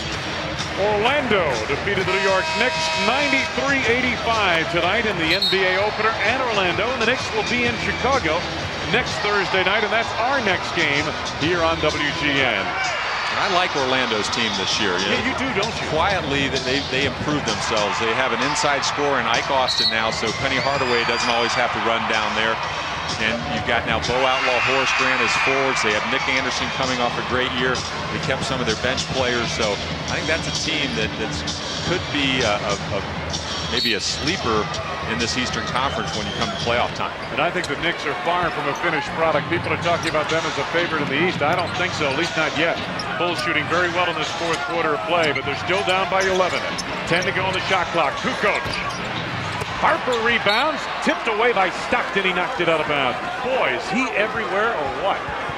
He's always around the ball defensively. You can count on that, and that's where in the past shooters have had to make him pay because he's always roaming. But guarding a guy like Ron Harper, who likes to post here in this situation, he finds himself around the basket. Malone swatted it out of there. Kukoc for two. Well, he's had a couple right on the line. There's just another maybe half a step back, and he hits a three. Malone, Avent, could not connect. Berry and Simpkins were all over it, and Dickey the rebound. Bryant was there as well. Swarming defense by the Bulls on that trip. Utah leading by 9. Toni wants it on the block against Hornacek. Kukoc to the fall away. Ring it up! He's just playing with so much confidence. And that's just good patience offensively, recognition of where the mismatch is, and then Toni not hesitating when he gets the ball on the block. 4 field goals for Kukoc here in the fourth. Quick delivery, Avent, no, but he was fouled. Well, you see what the Bulls are trying to do defensively right now. They've saved this until this time in the game. They're bringing Dickey Simpkins up the floor to half court to try to take the ball out of John Stockton's hands. But all Utah is doing is moving Karl Malone into the middle of the floor. That puts them in a situation where they have 3-on-2 to the basket, and Anthony Avent's been the guy that's open underneath. He wasn't able to complete the first one. This time he draws the foul. The foul is on Brent Berry, and Brent picks up his 5th. 3:15 for the game. But I would much rather see a guy like Brent Berry, even with foul trouble, take that foul in that situation, because you don't want to give up the easy score. You want to force them to go up and shoot 2 free throws. I would much rather see Anthony Avent shoot from here, 15 feet away, than right underneath. Well, we'll see what they do. The last 2 possessions, they've used this defense, trying to take the ball to Stockton's hands against a veteran team, a team that's seen every defense thrown at John Stockton. We'll see how Utah responds. They've gotten a couple real easy looks. Judicious foul. He made just 1 out of 2 instead of flushing it for 2 points. Berry. This is Toni. Right back to Brent Berry. Finds Simpkins on the drive. Malone knocked it away. Hornacek up and running. Boy, the veterans, Stockton and Malone, on the defensive end have made big plays down the stretch here in this fourth quarter. Stockton, they clear it out for him. Avent. Hornacek for 3. Kukoc the rebound. Bulls dodge a dagger there. 8-point lead, Utah.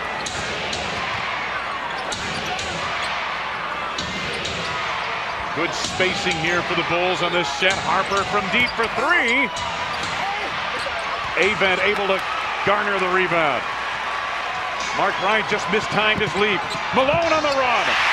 You can never forget about Karl Malone on the break in the open floor. It goes back to running ahead of him, not on the side of him or even with him or trailing him, because he's going to beat you down the floor. You got to somehow get out of the pack on a rebound situation and beat him up the floor. Kukoc tipped away by Russell. Knocked out of bounds by Russell. Utah's defense in the quick hands of the Jazz coming to the fore. The lead is 10 with 1:48 to go in Salt Lake City, despite a 30-point effort by Toni Kukoc. So they're on their feet here in Utah with the Bulls trailing by 10.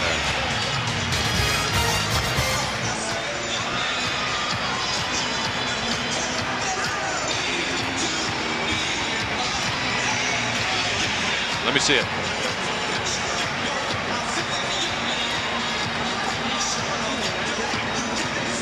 I think Dickey just kind of didn't think much. He fell asleep on it, it looked like to me. Yeah, let me see it again, yeah.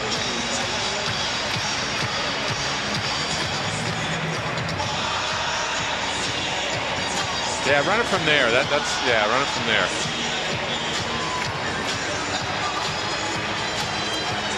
It's just slow. It's like when we saw Brent Berry earlier in the half when he didn't pick the ankle. I mean, Dickey's turning around and he's not aware of Karl Malone. I agree. He's not aware. That's the key phrase. Not aware. Yeah.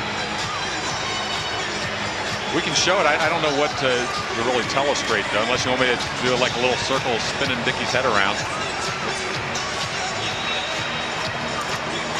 Okay.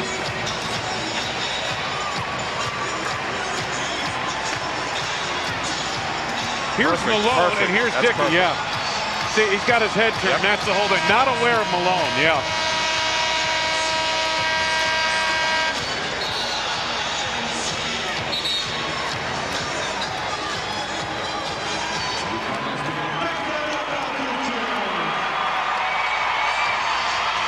All right, Pax, draw it up for us. This is the last Utah break. Well, here you see Karl Malone running, but look at Dickey Simpkins' head right here. It's turned toward the middle of the floor, but here's Malone running. So Dickey Simpkins never gets the angle to take away from Karl Malone. He runs right to the basket when John Stockton delivers him the ball.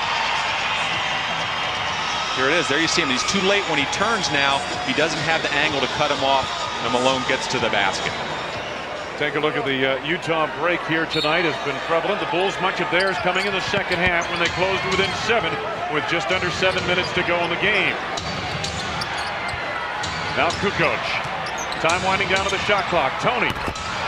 32 for Toni Kukoc. We got a matchup with Karl Malone. Karl had to give him some ground out on the perimeter, so Toni was really able to line him up, size up the situation, and take him off the dribble. Here are the Bulls again with that double team to take the ball to Stockton's hands.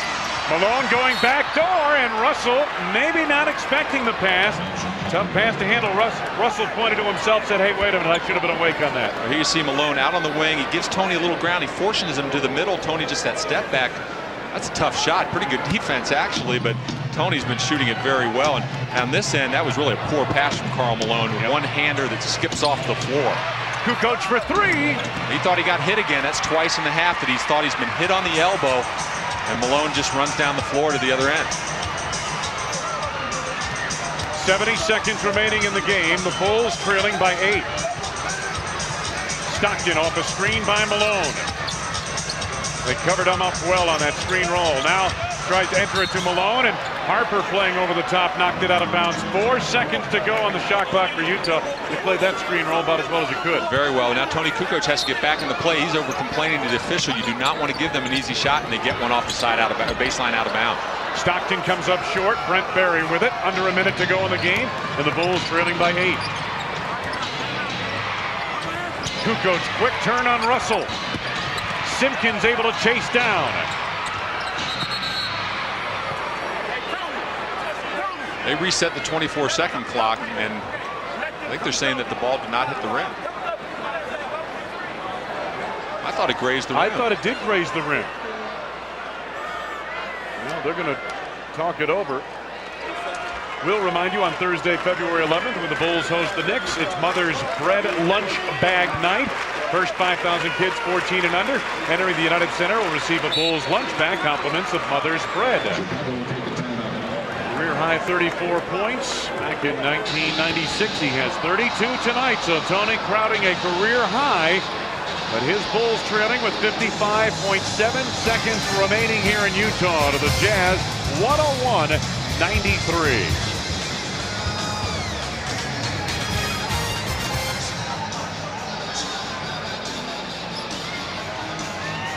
They haven't changed anything yet, have they? They haven't changed the clock. Still 22 seconds. Yeah. I thought it hit the rim. I did too. I think that was the correct call by the guy at the desk here.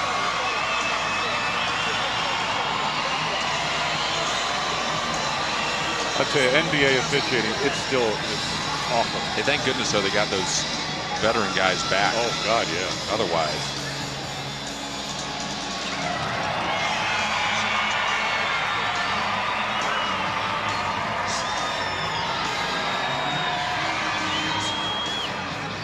Play like this on Sunday. could win. Absolutely. I'm telling you, it's been little things in the second half. Just little awareness things that they haven't come up with. Yes.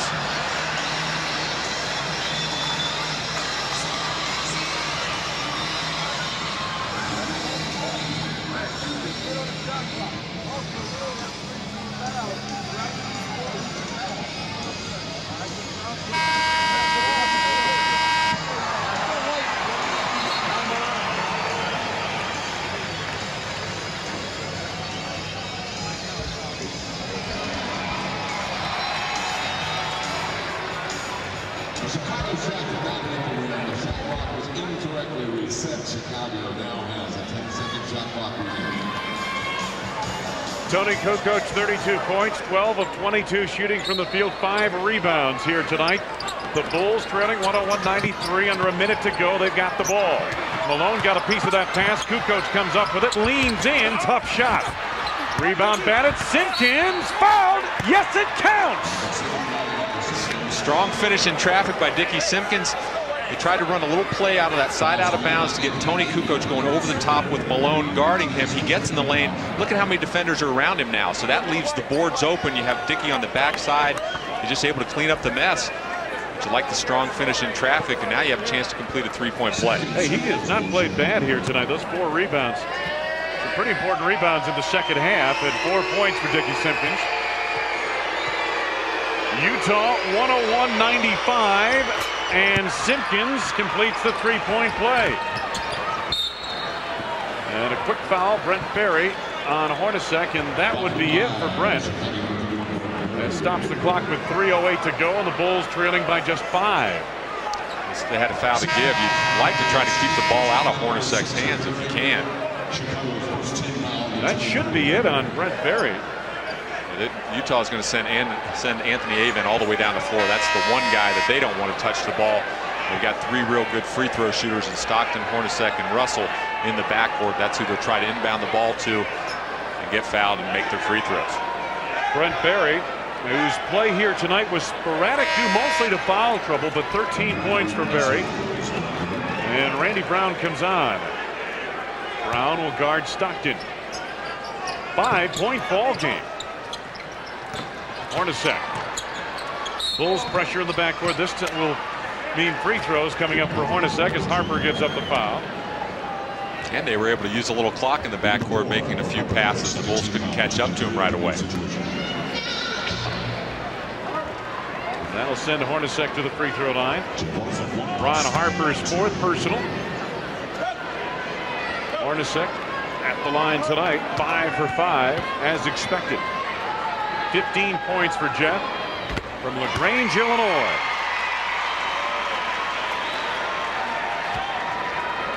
What an effort, great effort here tonight by these Bulls. On the road, one of the most hostile arenas to play in. Brand new ball club, and they have hung right with the Utah Jazz. 17 for Hornacek. Utah reestablishes a 7-point margin with 26.3 remaining. On Thursday, February 11th, when the Bulls host the New York Knicks, it's Mother's Bread Lunch Bag Night. First 5,000 kids, 14 and under, entering the United Center, receive a beautiful Bulls lunch bag. Compliments of Mother's Bread. Be something good to take your lunch to school with.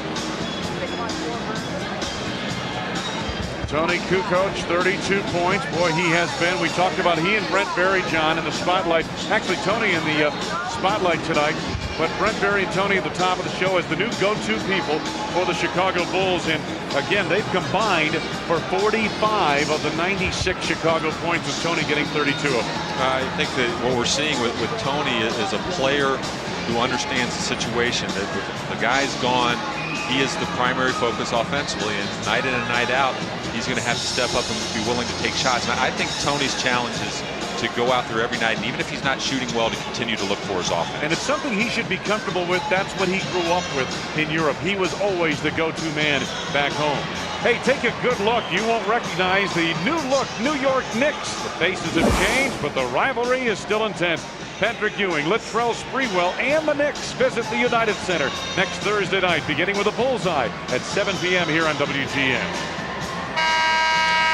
Knicks fell on the road at Orlando tonight. Atlanta beats Cleveland 183 tonight. Charlotte over Philadelphia, or I should say Philadelphia over Charlotte 78-66. Some low-scoring games of the NBA. Charlotte has all those injuries now. Rice and Anthony Mason out of the lineup. And they have to work Derek Coleman now into a new situation and system. So they may struggle for a while. They were going to play Coleman at center, and in order to do that, they had to have Mason at the power forward spot. Boy, what are they going to do now? Brent Berry on the bench. He fouled out of the ball game with 13 points, 26.3 seconds remaining. Bryant on the inbounds for the Bulls comes to Harper. Harper driving on Hornacek to the fall away.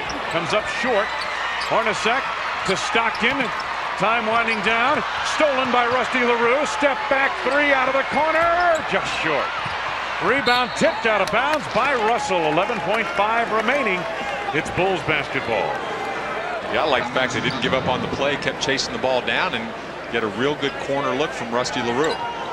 Tim Floyd has not had a lot of time to put much defense in. Here's the inbound to Harper. Had his man pinned deep, trying to wrap around a pass around Ostertag. Bryant, a tough shot there. Malone the rebound, and he is tied up by Simpkins, the foul.